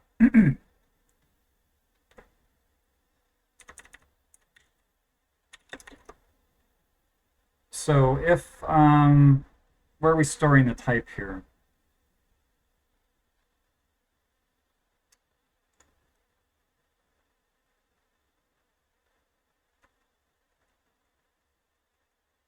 No, no, no, no, no. We don't want diff match key. This is the exact opposite of what we want. We want diff match value. That means, right, if everything matched, we just copy. If nothing matched, we do a flat up insert and delete. And if the values matched, we just need to change the key. So, okay, glad I caught that. So if, now we're saying if, I guess from type equals value type array,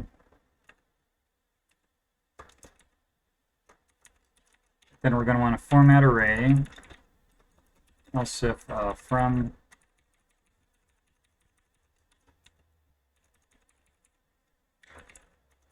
and I guess we'll do the same thing here where we have a final else, say row new valid code path, unexpected, I don't know, unexpected value type. So we're going to get from type.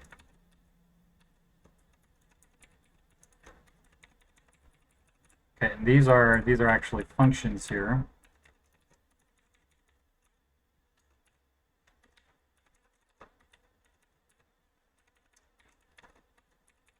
Okay, so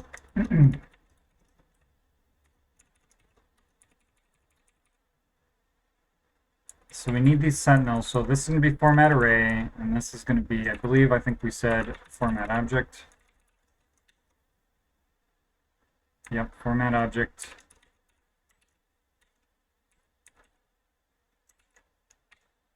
And then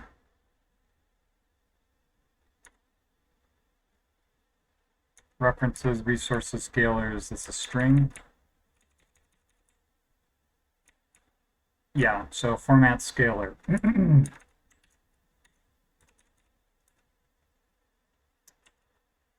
this is type string. I believe the other one was type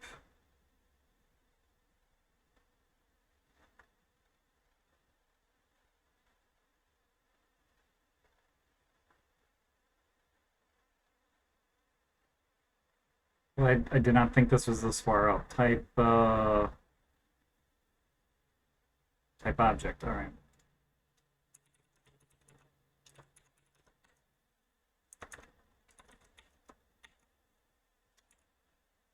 So it can be from value from name,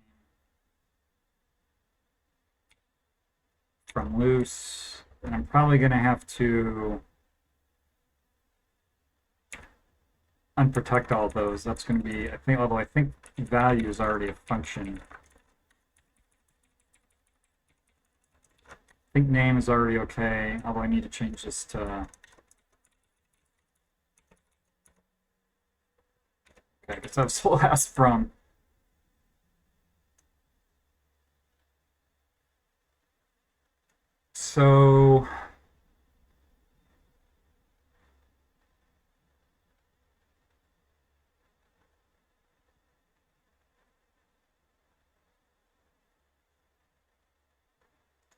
So now here's the thing. I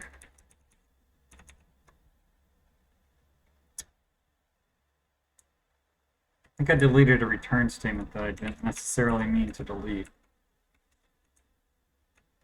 Because I just want to hang on to this, so. Okay.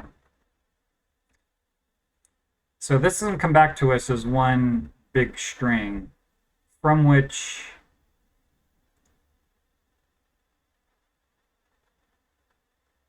we want to basically split off the first line.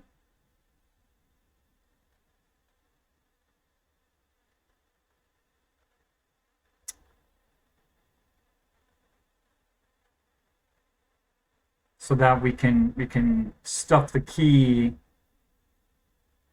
on there. And I actually suppose that means the last line could be different too, right? No, because we only get a partial LCS if they're in the same type.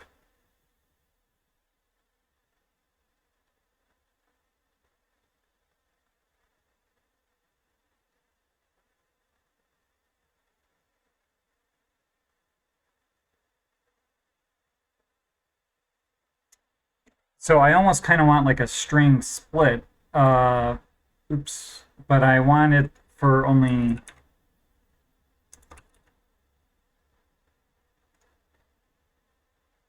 So what's the length? The maximum length of the chunk. So what does that mean?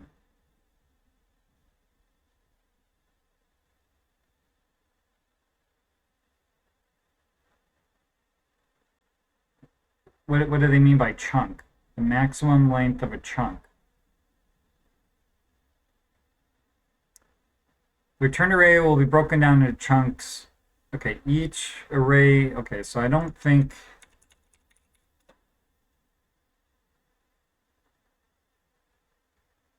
Okay, so this is maybe what I want. Explodes, yeah, explodes a string. So I think that's what I want. And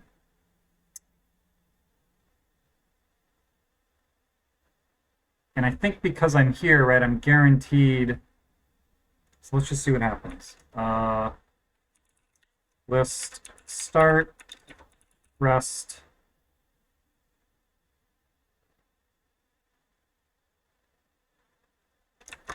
Equals explode. Separator is, this is going to be the new line. The string, this is going to be, maybe I should just rename that string and limit. I guess 2. Does explode 1 do anything?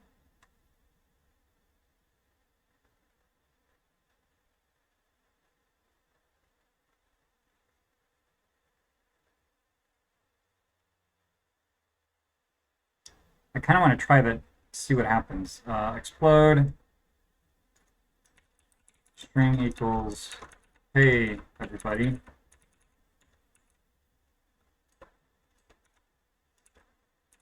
What up? So let's just explode separator string 1.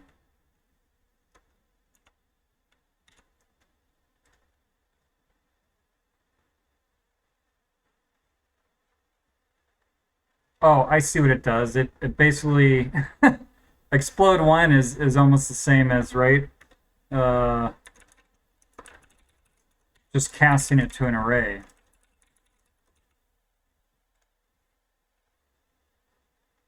Yeah, so if we put in 2 there, we'll get hey, and then everybody what up. And let me just check this too, because this is actually interesting.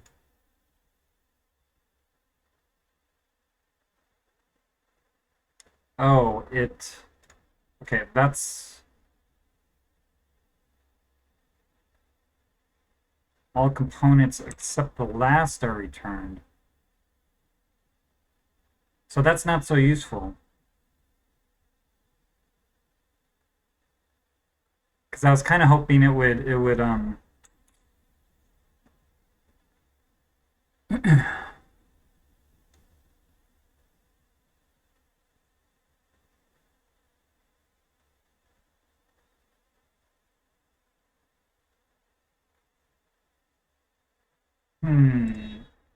So okay, let's just take care of this first. So rest and start. So from is going to equal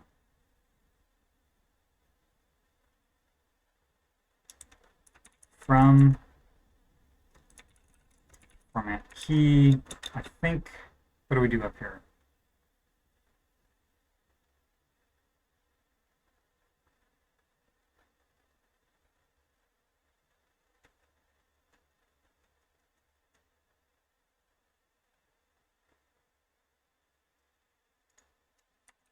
Okay, so from format key dot start, I believe, and then 2 is going to equal 2 format key dot start.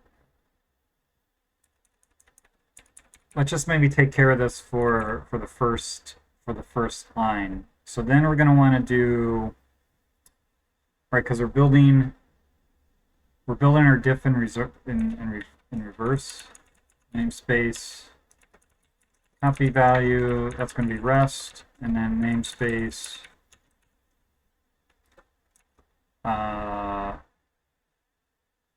insert value, and I think we're going to want to tack the indent into here.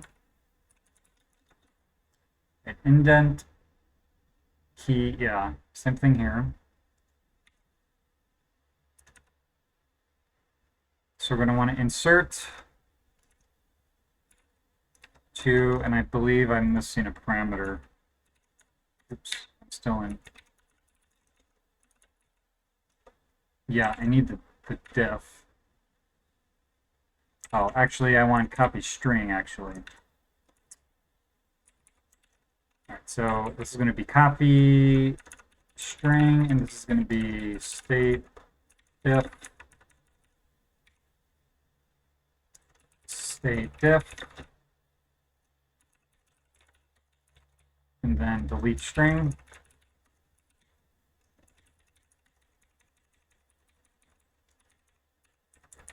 So part of me is going to be somewhat amazed if that works, but actually, I guess I don't need to reformat the key. I just did that up here. Key.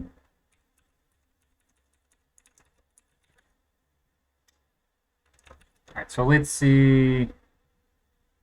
That should actually break something because I'm not even tacking on the end.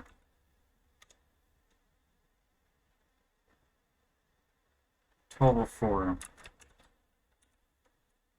Oh, from, this is all from.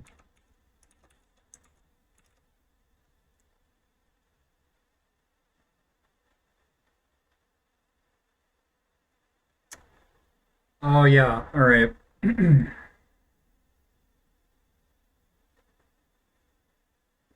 That's right, because I'm dealing with a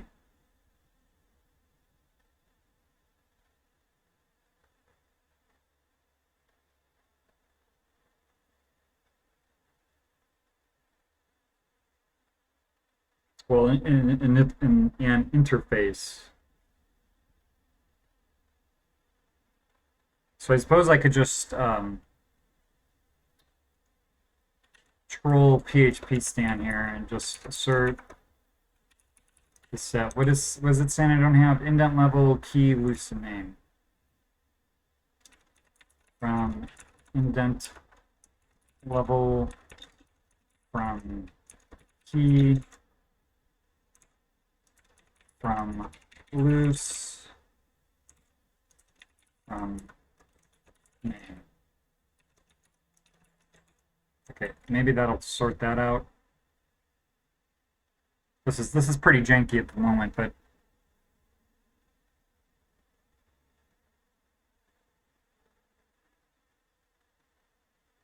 oh, that's right. Okay.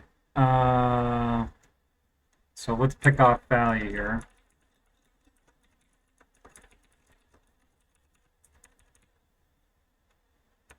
And I suppose, well, whatever.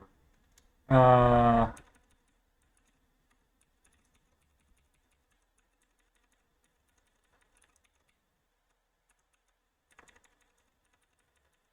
was just thinking because I could just pass this to format variable. And maybe I'll do that in 1229. That's right. I need to assign all this to string. Said I was going to call that string now.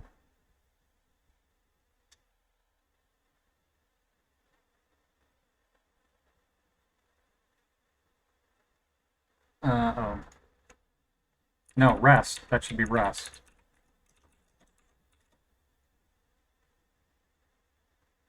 Wow. Okay.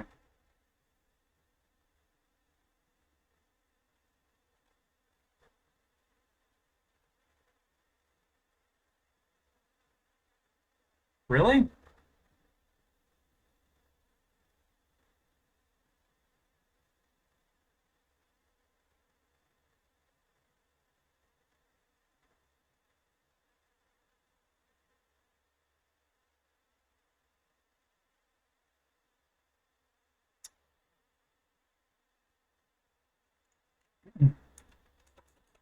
So let's just see what we're getting passed in here. So echo attempting match, let's just say match value diff of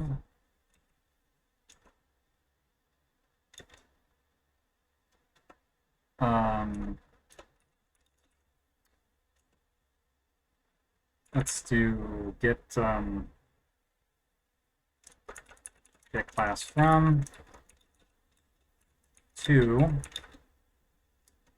get class to. So let's see what that gives us. Array to array and array to array.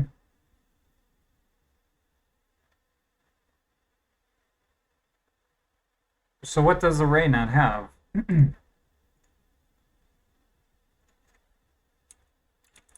Class array. Oh, you know what? Because yeah, they're private, and that's not going to help things. There we go. Indent level key. Do I just get?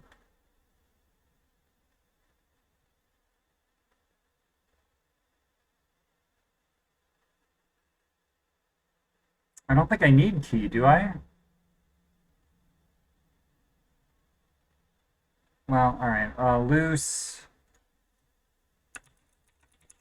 public, and then we have name is already public. I feel like I don't use key, but maybe I do. So 1207.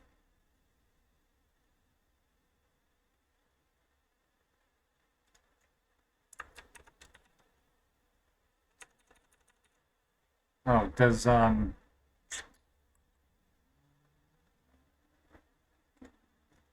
guess class or interface value doesn't let me. Well, I can just snarf the key. So what does that give me? I think key calls format key, I mean, right? Or it doesn't.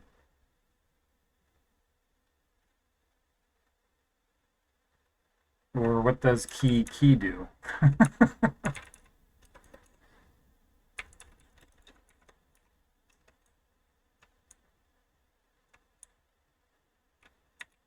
All right. So array index, okay.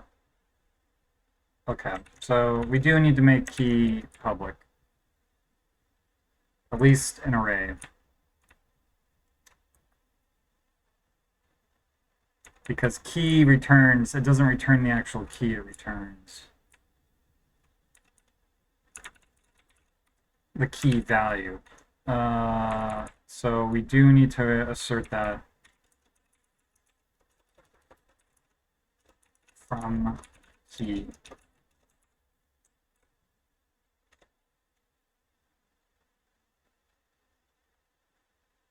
All right, what did we get here? We got something.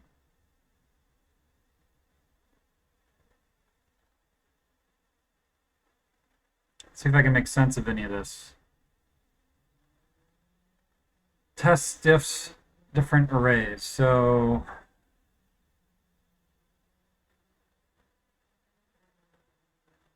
okay, that was expected because we're not formatting end lines correctly. But what is going on?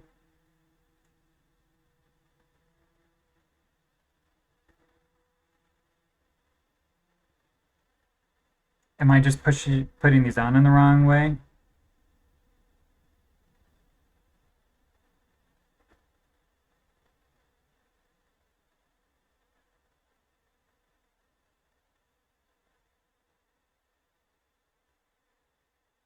I guess the easiest way to find that out is no, that was not the problem. So let's just undo that.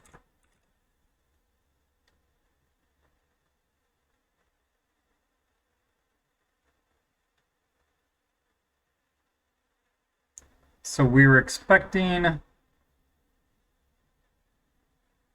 No, wait, we actually got 3.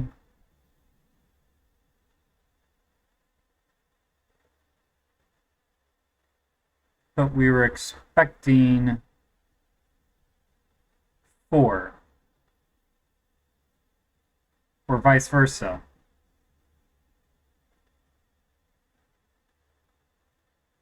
Let's pull up this test.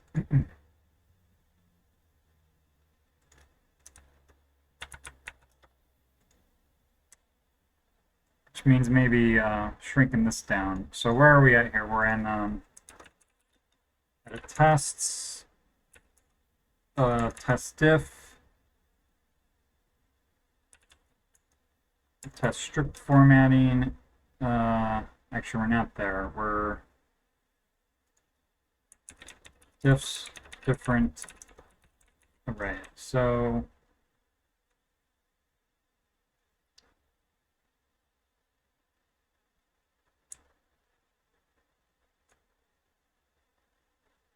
this does not go through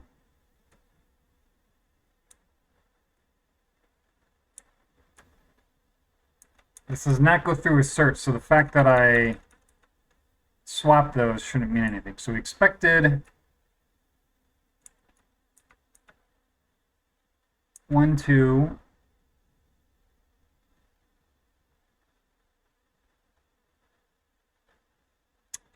Oh, I see. Maybe we can't do that optimization.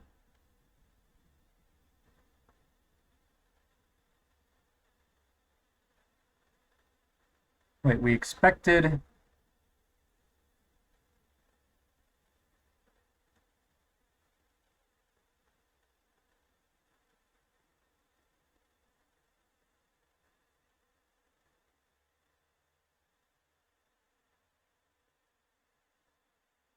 So what's going on here? What are my actual arrays? One,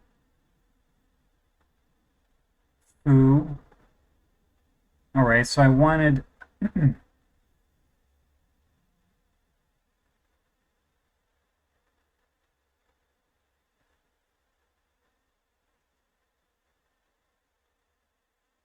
so one should match. Foo should go to bar. Am I just doing something stupid like oh, I can't use the same key. Yeah, so I am being stupid. So from equals, what was I doing there? From, okay. So this is going to be from key format key, and then to key format key. Let's see what that does for us.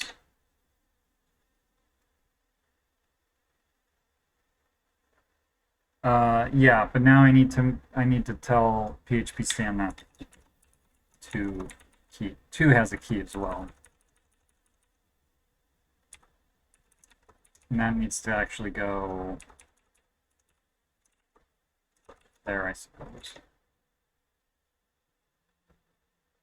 Okay, so that should still fail, but only now because of this end line. Yes. And same thing here. So now we need to take care of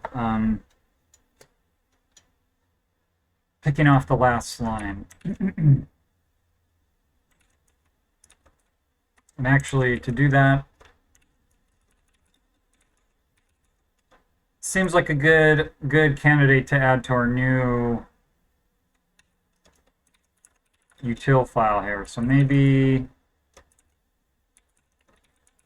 do like a string split first and a string split last. So we already have a string split first here.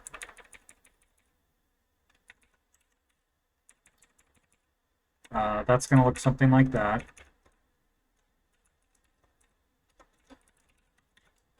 Return result. And what's a, so we need the string. I guess we can get rid of, how is this? Well, it is separate words, okay. And what do we want to do with string split last? Return a result, that's for sure.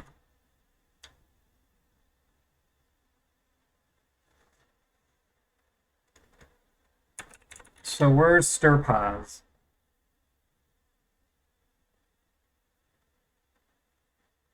I think there's a reverse version of this. Stir pause. Yeah, so offset 0 presumably goes from the right. So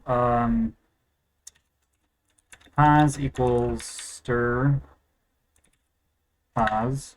What are we doing here? Haystack. It's going to be the string. Needle's going to be new line. Offset should be 0.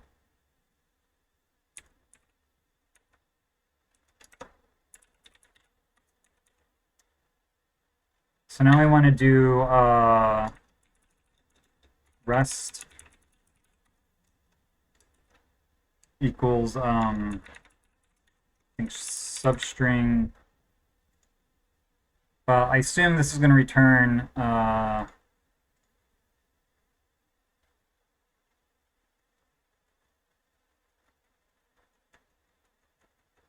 so what does explode do if it doesn't find anything? So let's explode on Z here. Empty array, maybe?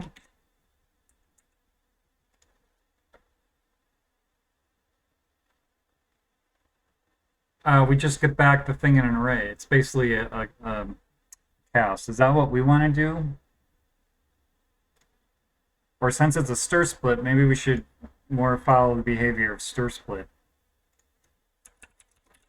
What does stir split return?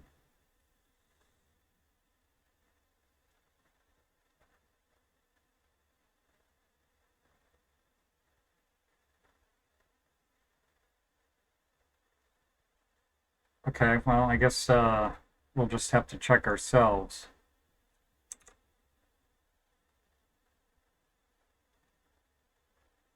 Oh, except this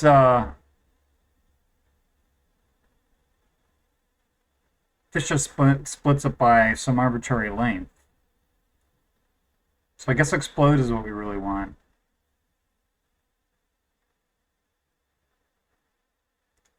Okay. Well, then maybe we should call this like explode first and explode last, but okay,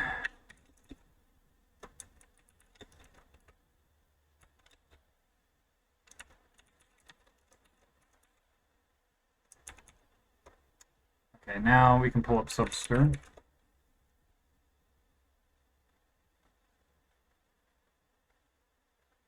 So we want rest, I keep typing result, rest equals string, offset's going to be 0, and length is going to be pos, and then last is going to be equal subster string, pos plus 1, and I guess that'll just be null.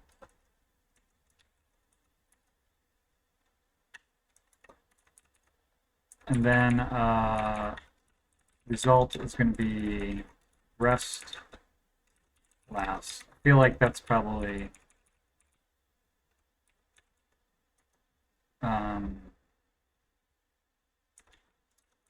we'll just return an array string, I guess is what we're saying.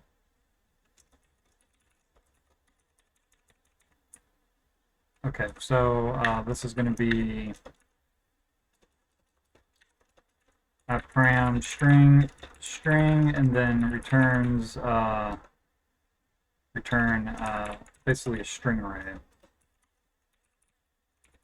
This will have the same signature. So let's see what happens here. I guess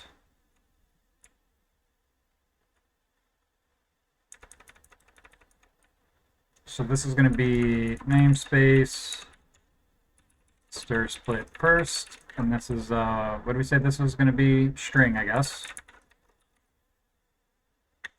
And then list rest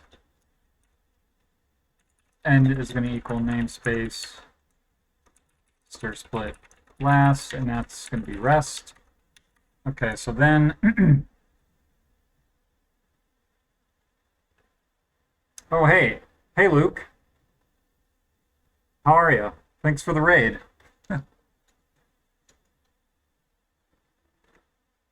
My chat shows raids. Well, what did you just finish up doing?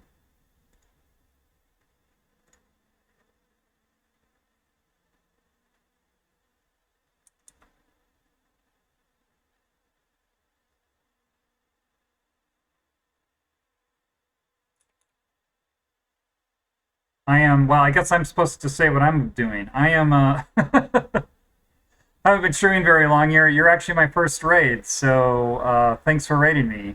I'm working on a test framework for PHP, and right now I am trying to improve the formatting of diffs. So that's what I'm doing. Oh, appreciate it. Yeah, no, take care. Yeah, usually when I finish streaming, I got to go too, so I completely understand. So, but thanks for thanks. I hope you had a good stream too. And yeah, thanks again for the raid. Appreciate that.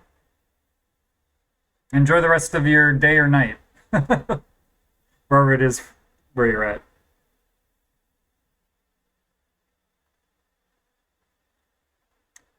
So yeah, I'm just and right now, I guess only other one person came in. I don't know if they're still there, but I'll just real quick go over Well, I had a scratch pad open, but essentially, if I am trying to diff two composite values, like two arrays, and the two, I guess I'll just try and draw this out. So let's say we have an array, and in an array we have 1, 2, 3, and maybe this is actually a dictionary. Array 2, 3, 4. So that's our first array. And we have a second array, which basically looks the same.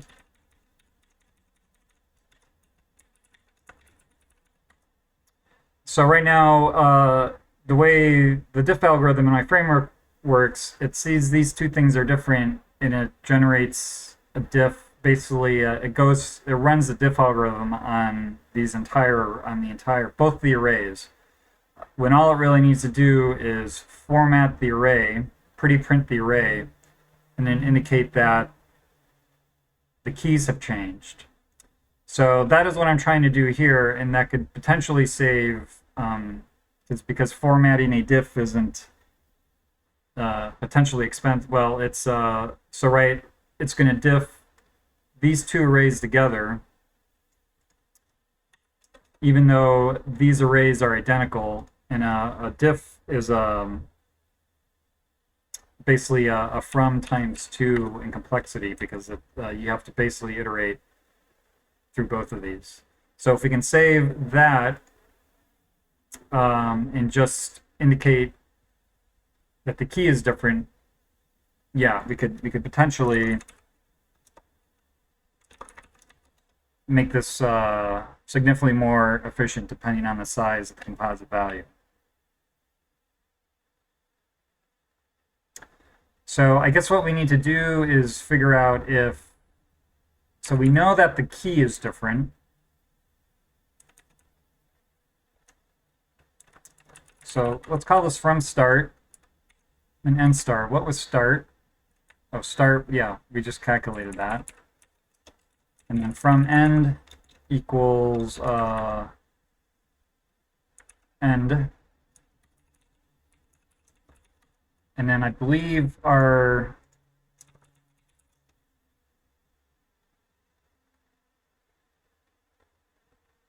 well, this is going to be in our interface key. So we have key, format key, end line. Oops.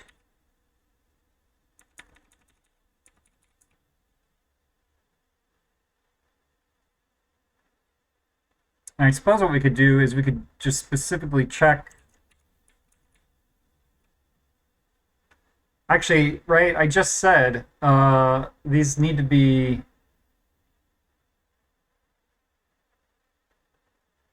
or did I?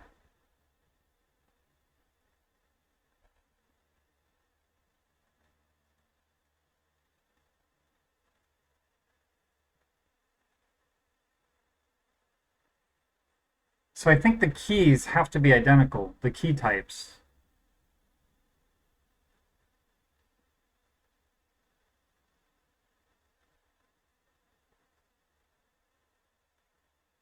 Yeah, I believe so. So I may just be complicating this needlessly. So rest, I think. All right, let's just do that. Let's comment this out, and I think just rest rest we need to add key from end line. I think that's all we need to do.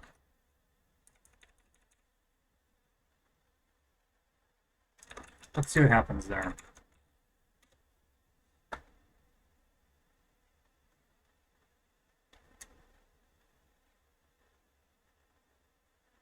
Did I not save all my files? Oops. I did not.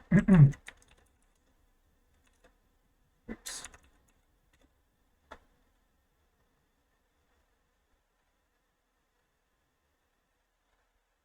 1240. Oh, from, I got these exactly backwards. From key.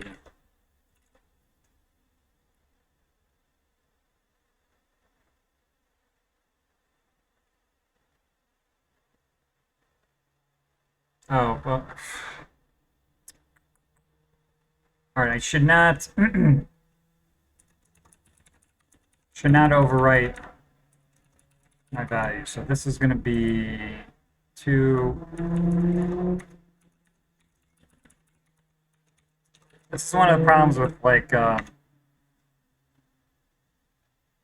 didn't help anything.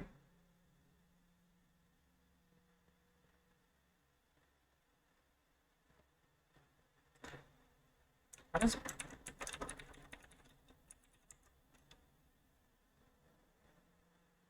Oh, it's line end.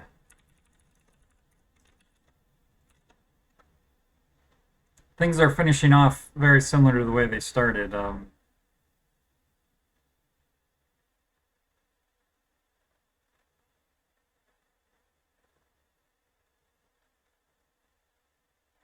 Where I'm doing, oh, yeah, I don't need to do that.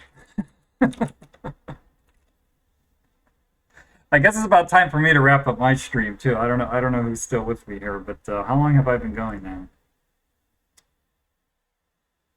Not super long. I mean, not 5 minutes either. Okay, where am I echoing now?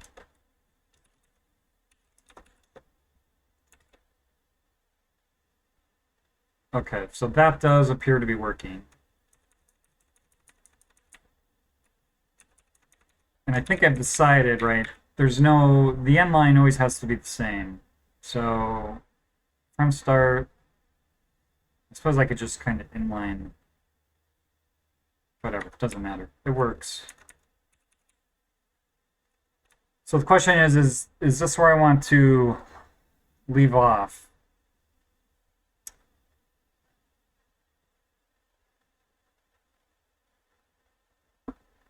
Maybe because it's starting to get a little bit late and I haven't really had any lunch today.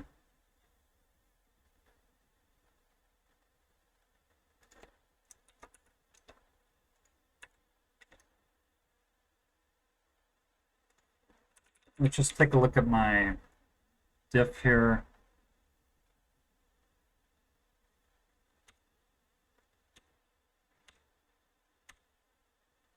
And so one of the things, right, as I'm adding functionality here to this thing, things are getting kind of all messed up, right? I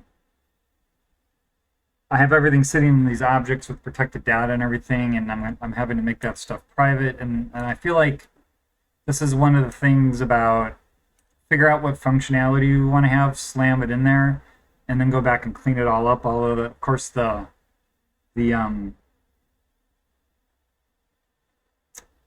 temptation with that is just, hey, it's working, I'm done.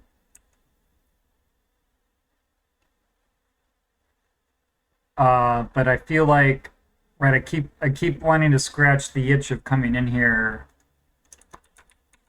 and just kind of start to clean this code up a bit, because it is a little bit messy. In fact, I never, like, once I got the sort of recursive diff working,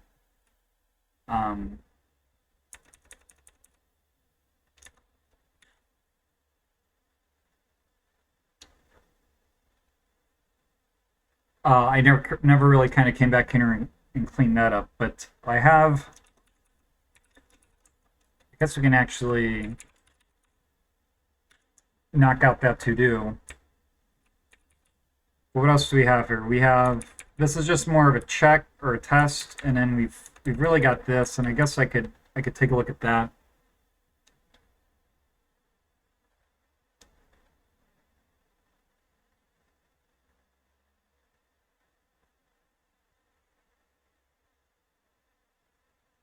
But as opposed to coming in, I guess what I'm trying to say, as opposed to coming in here and cleaning things up, I may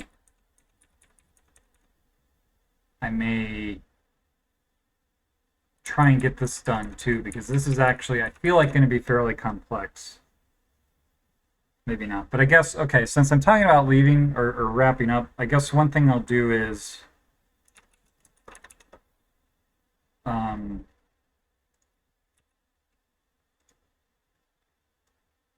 I updated this match thing.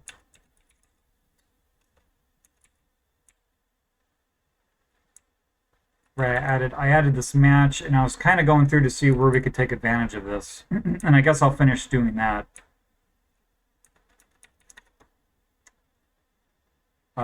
So the first step, I guess, is LCS values.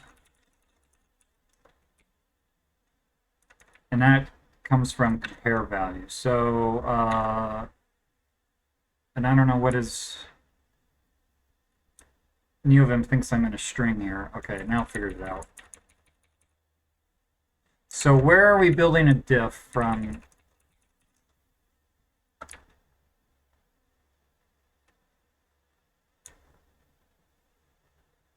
So we're only building a diff if now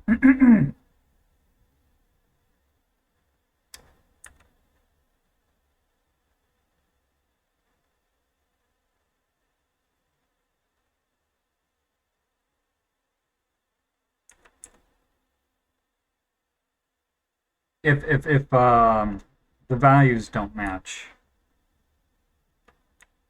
Right, if value matches, we just format different keys, and if the values don't match, then we check to see if we have like a... Well, then we check what we have and format the sub values, or build a diff from the sub values. So I think that recurses. What's compare values do?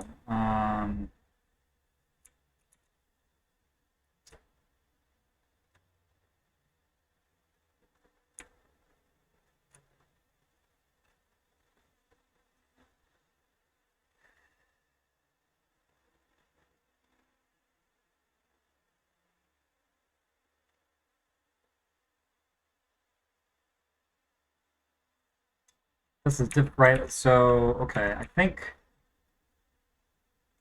So everything matches, we just copy the value. If not everything matches, then we come here to diff values, and we've already implemented this sort of optimization, I guess.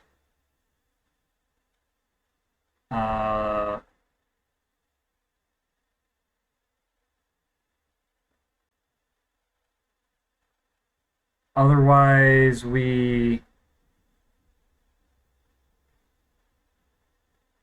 insert the value, and so that's what's going on. These are our 4 cases. We either completely match and we just do a copy. We have a partial match.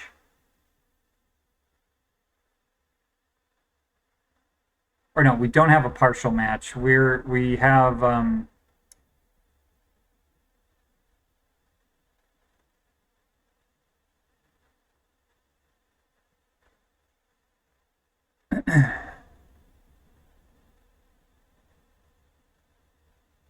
zero. So if what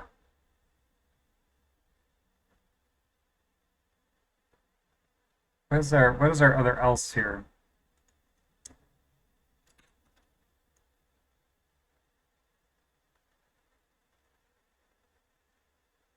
Okay, so if you've hit the end of one of these, we are just in a straight up delete or insert. So if we've hit the end of one of our values, yeah. So now if we have a complete match, this is a copy.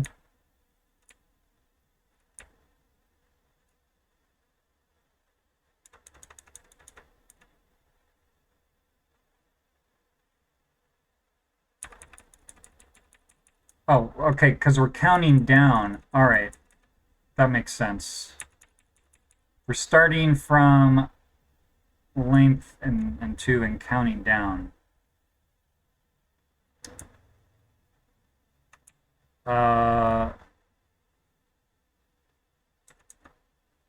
So if, and here we're checking the matrix to,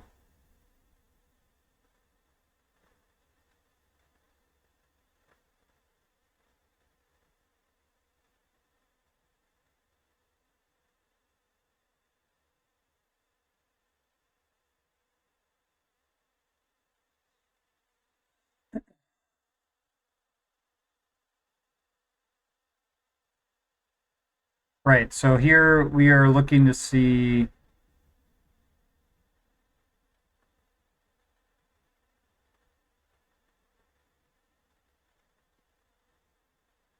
okay, so just to give some context here.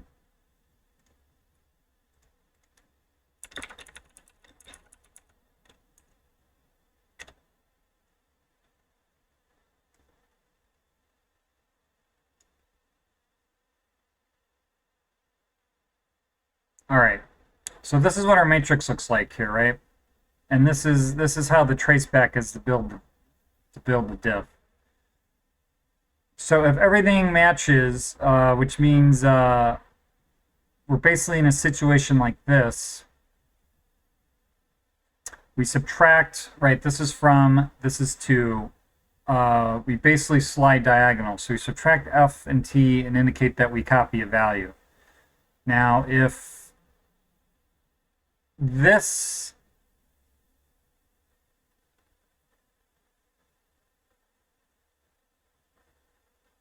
oh, also if this, okay, so this is, right, this is the tweak to the thing. Also, if this is how I've tweaked the algorithm to handle PHP types, because my diff is type aware. So if it's a complete match, we slide this way. If going this way is still cheaper than going left or right, then we actually do want to slide diagonal, but there's like a sub difference there. Like this is a composite value we're dealing with that has enough in common that it's easier to like make changes in that value than it was to completely replace it. So that is what's going on there. Otherwise, we either are going to slide left or slide right, essentially.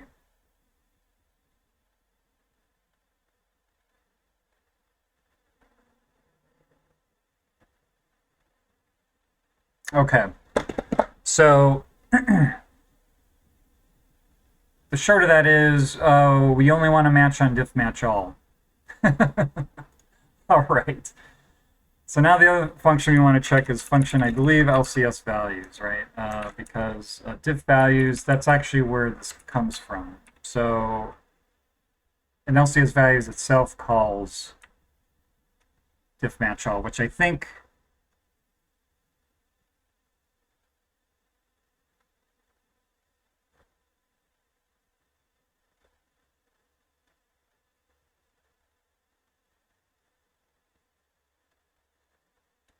this is what I'm not sure about, if this can be a,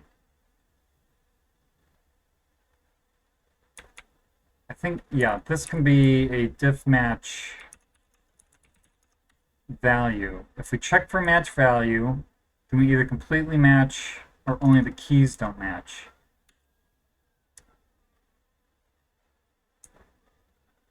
So here we know the values, the keys may or may not match, but we want to do an LCS on the sub values, right? Two are the same type in our composite types. They generate, so that, let's see what happens there.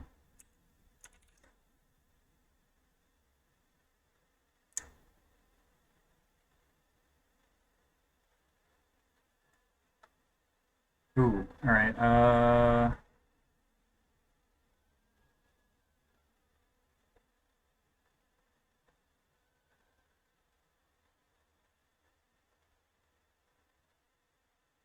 Well, that broke horribly.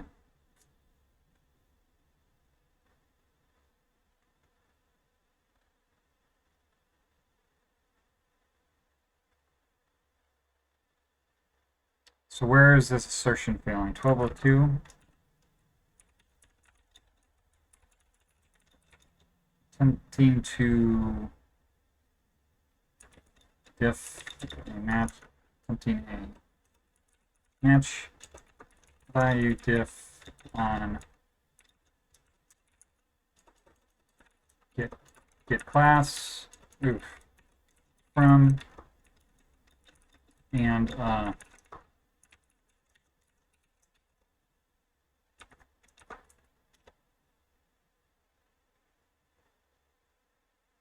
what are we getting here? On a scalar and a scalar.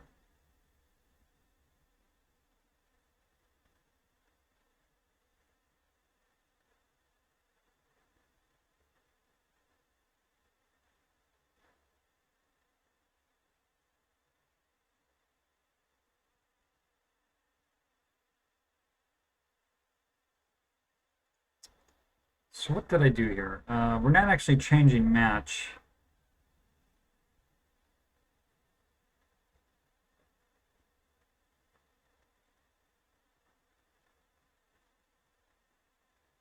So I guess a scalar probably doesn't have a name. Why do we need the name?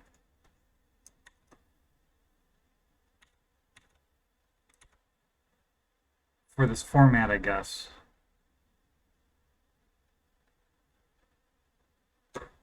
Right, so that's a new condition, right?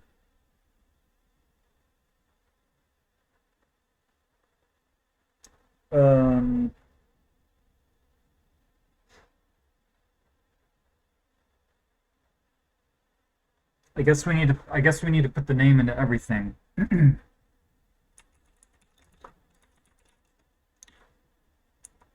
This is an interface. Well, so implements, what do we say? This is value. So we're just going to have to give the name to everything, I guess. Object reference has a name. Resource needs a name. This is going to be appram string name.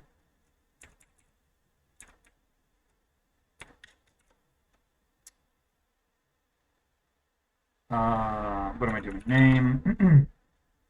And these are going to need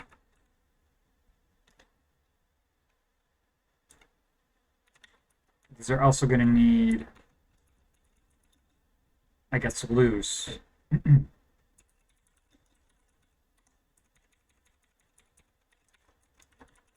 Name.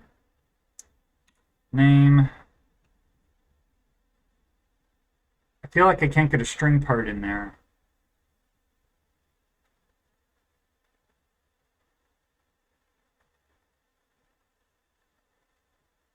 Not sure about that. Guess we'll find out. Okay, so now this is going to break static analysis, but that's fine because it'll tell me where I need to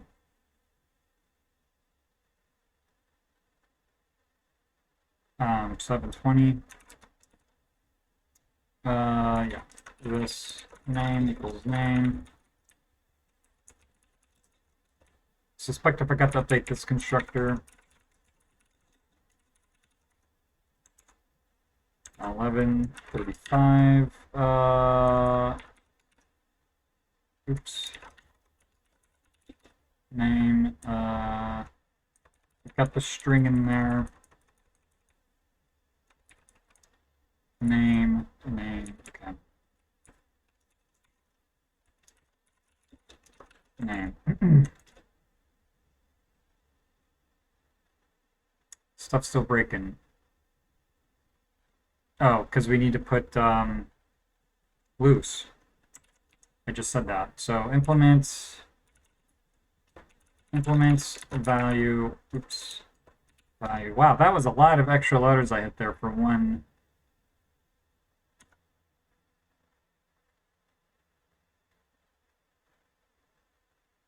So what is the default for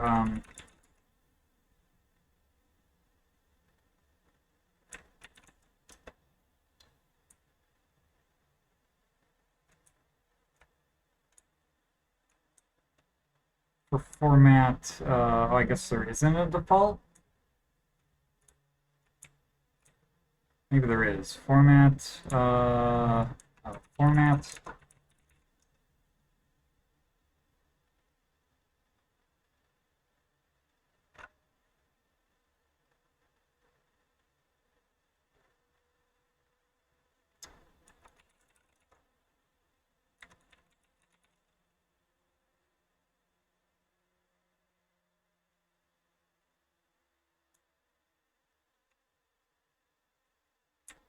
Okay, so lose defaults to false. Maybe we don't need that assertion.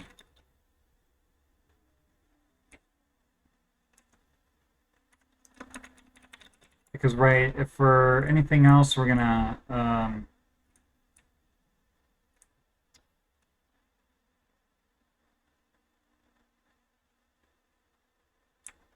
where are we here? Diff values.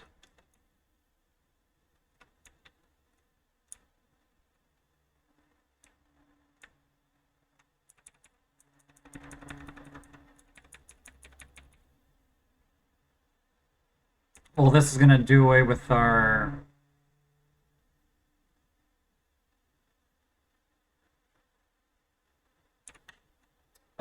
invalid code path, because we're going to have string, close namespace, format variable, and this is going to be from, I guess, value. I assume I can just pull the value out, but we're probably going to need to assign that. So we don't need to check if we have loose.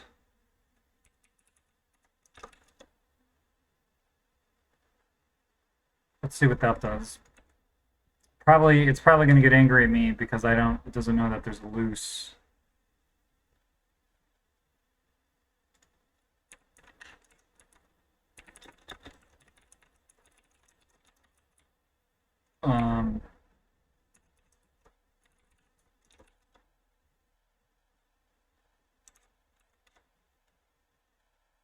So if that's the only error, let me just see what happens with the test.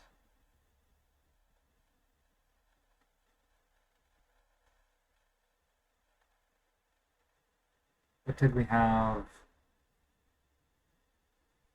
Indent level key. What is failing in this assertion?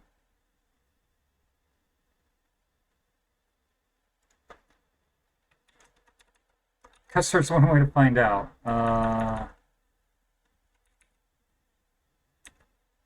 2, 3, 4. So we have from key, from name to name, right? Is that what we're saying? From key to key. Oh, from name, it's to key.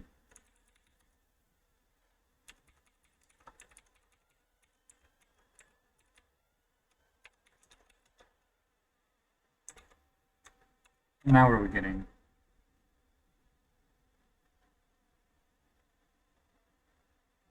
No indent level.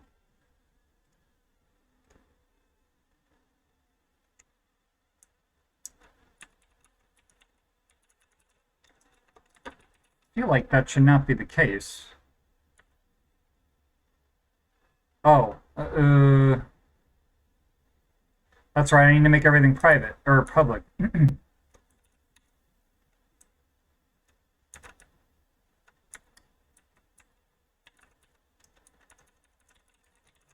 Except potentially on a string part, I guess.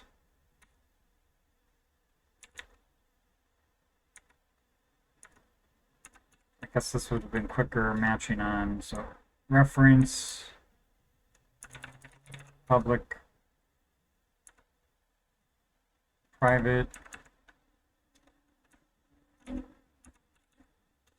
scalar, string,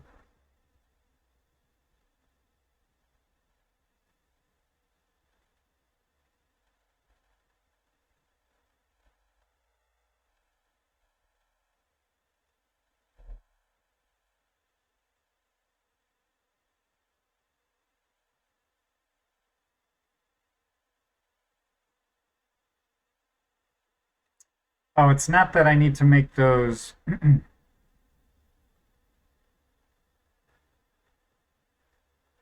public, I guess.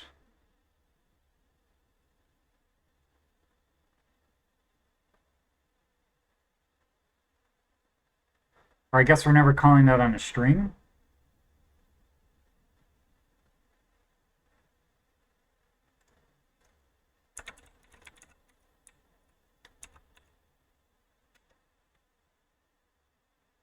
So on a string part, I don't think we should. So 1, 2, 3, 4, 5, 6, 7. And this is going to turn into an else. Now let's see what happens.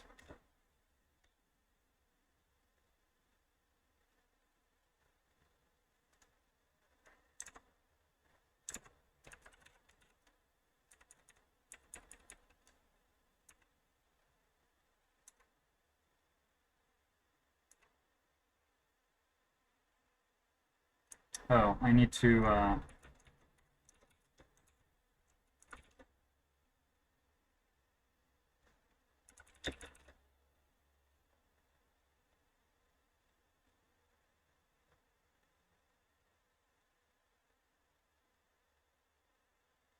string scalar. So what is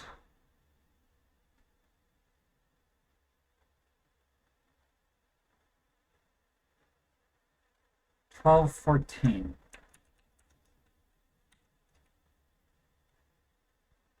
Oh, so key needs to also be public.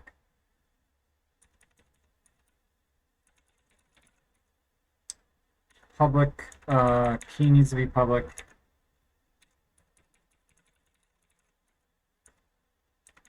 Key needs to be public. Oh, the fact that I have all this stuff private, even for stuff that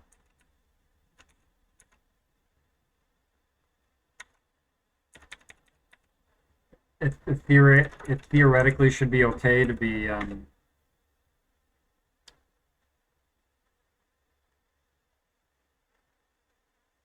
1239.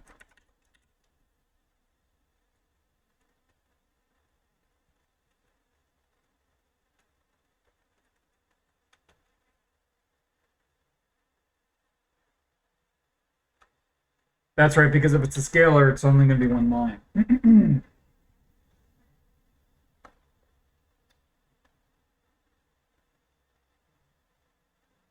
So this is really ending up being more complicated than I thought.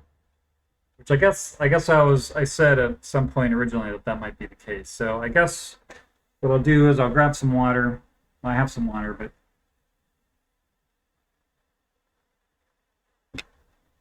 maybe I'll supplement that with something else. But I'm actually going to stretch the legs for just a couple minutes here, maybe a little bit longer. Say a 5-minute break, and then hopefully I can sort this out like in a reasonable amount of time, like another half an hour or so. We'll see what happens though. Um, okay, yeah. All right, be back in a few minutes.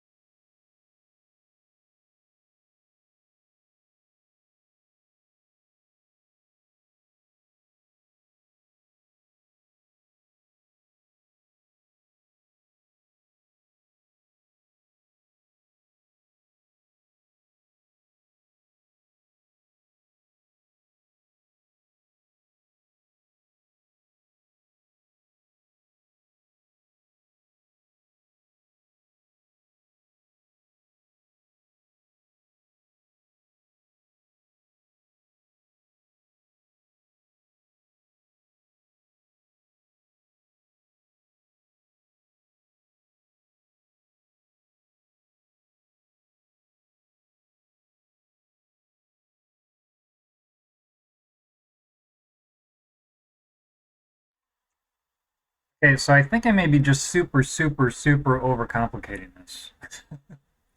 So essentially, right, if it's a scalar value, basically, it doesn't matter whether the value or the key are different. It's just one line. We got to format it and be done with it. So basically, it's going to be something like if we have 0 for the LCS, or it's not any of these composite types. So what do we have? From type equals value type. Actually, or not. You can either even just make this super cheesy. It's going to be from type, and then we're just going to make this array of value type. What do we have? Array, value type, object, and value type string, I believe.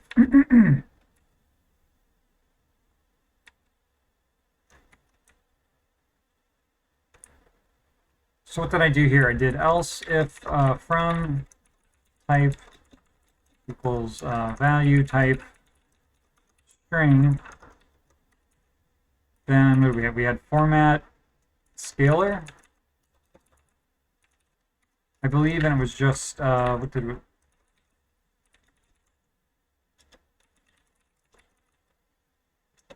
And it's just the variable format scale. Well, I'm surprised that didn't. But anyway, that's from. Oh, yeah, I thought that's what I had. Else, all right, this is going to be a throw new invalid code path. It's printf unexpected value type. And this is going to be from type, I guess. Okay, so I feel like that might do it. Of course, now that I've said that, maybe not. Well, everything just blew up now.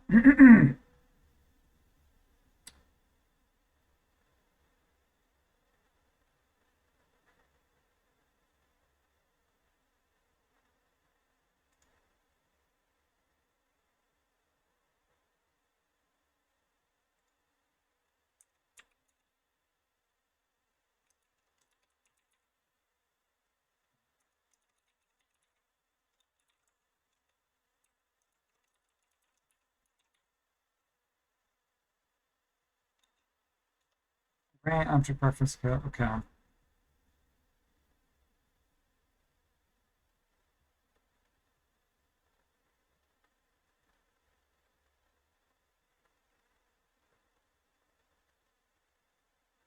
So if from type is in this array,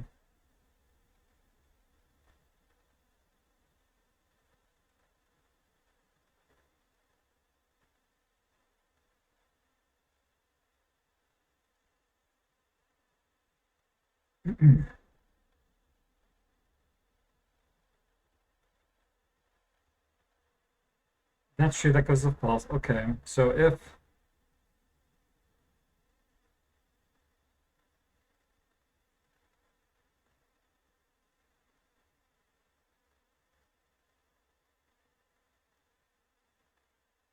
well, okay, well, I was feeling very triumphant there, and now I've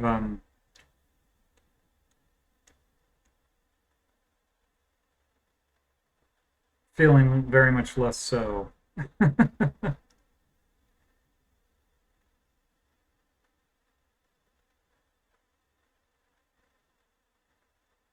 And what is going on here? I'm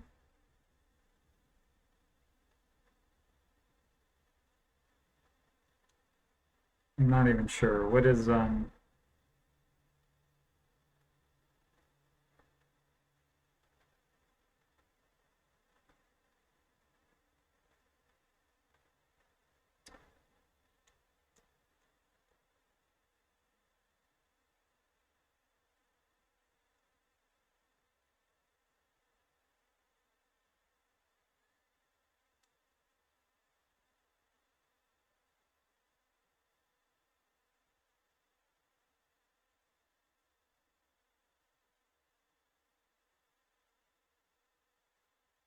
Okay, this almost seems to be like another close. I think I have a feeling a lot of my stuff is failing because of output. Maybe not.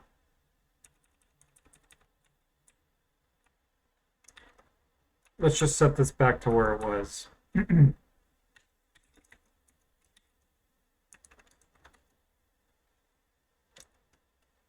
That.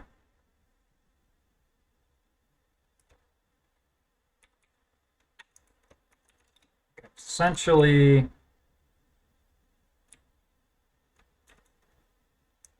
I think we're going to have that. Oops. Otherwise, we're gonna do the same thing here. Where'd that else go? And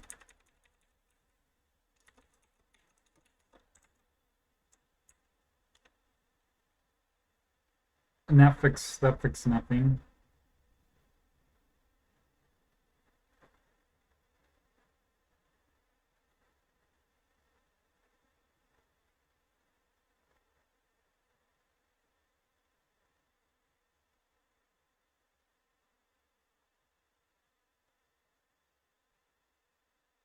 How did that not fix anything? Well, it didn't. So if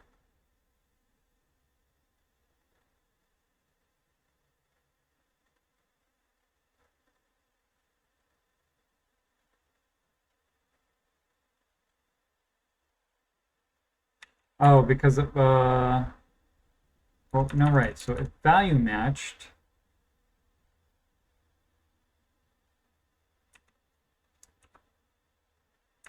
I may need to take a break here. I'm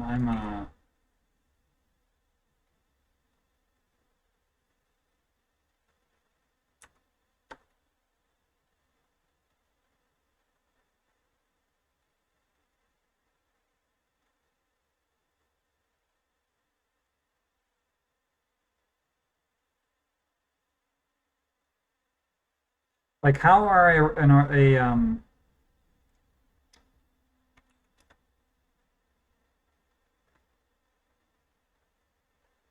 a string and a scalar having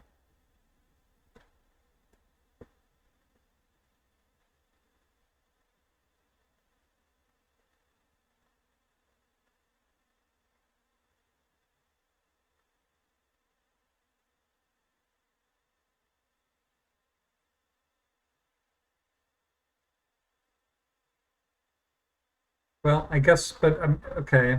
How are they having? Is this because of like a loose?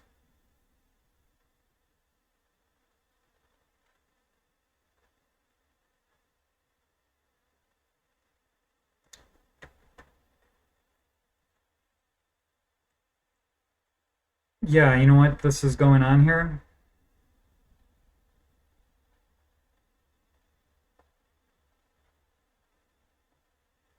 Loose comparison.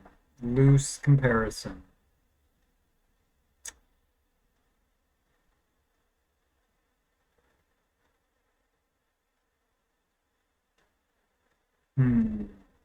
I hate leaving this in such a mess, but I'm gonna need to get something to eat because I'm starting to get a little bit of a headache. So I think I may actually wrap up here, and I don't know if I'll try and get back to this tonight, or maybe just hit it again tomorrow. But either way, if you're following me, which I guess I have a few new followers, which is pretty awesome. You'll see me when I go live, and otherwise, just I guess come in and well, you'll see when I'm live. I'm kind of babbling right now, but anyway, so if anybody's still hanging out and chat with me, appreciate you coming in and hanging out, and I guess I hope everybody's doing well and taking care, and I guess the next time I'm back on, I won't see you, but you'll probably see me. So take care.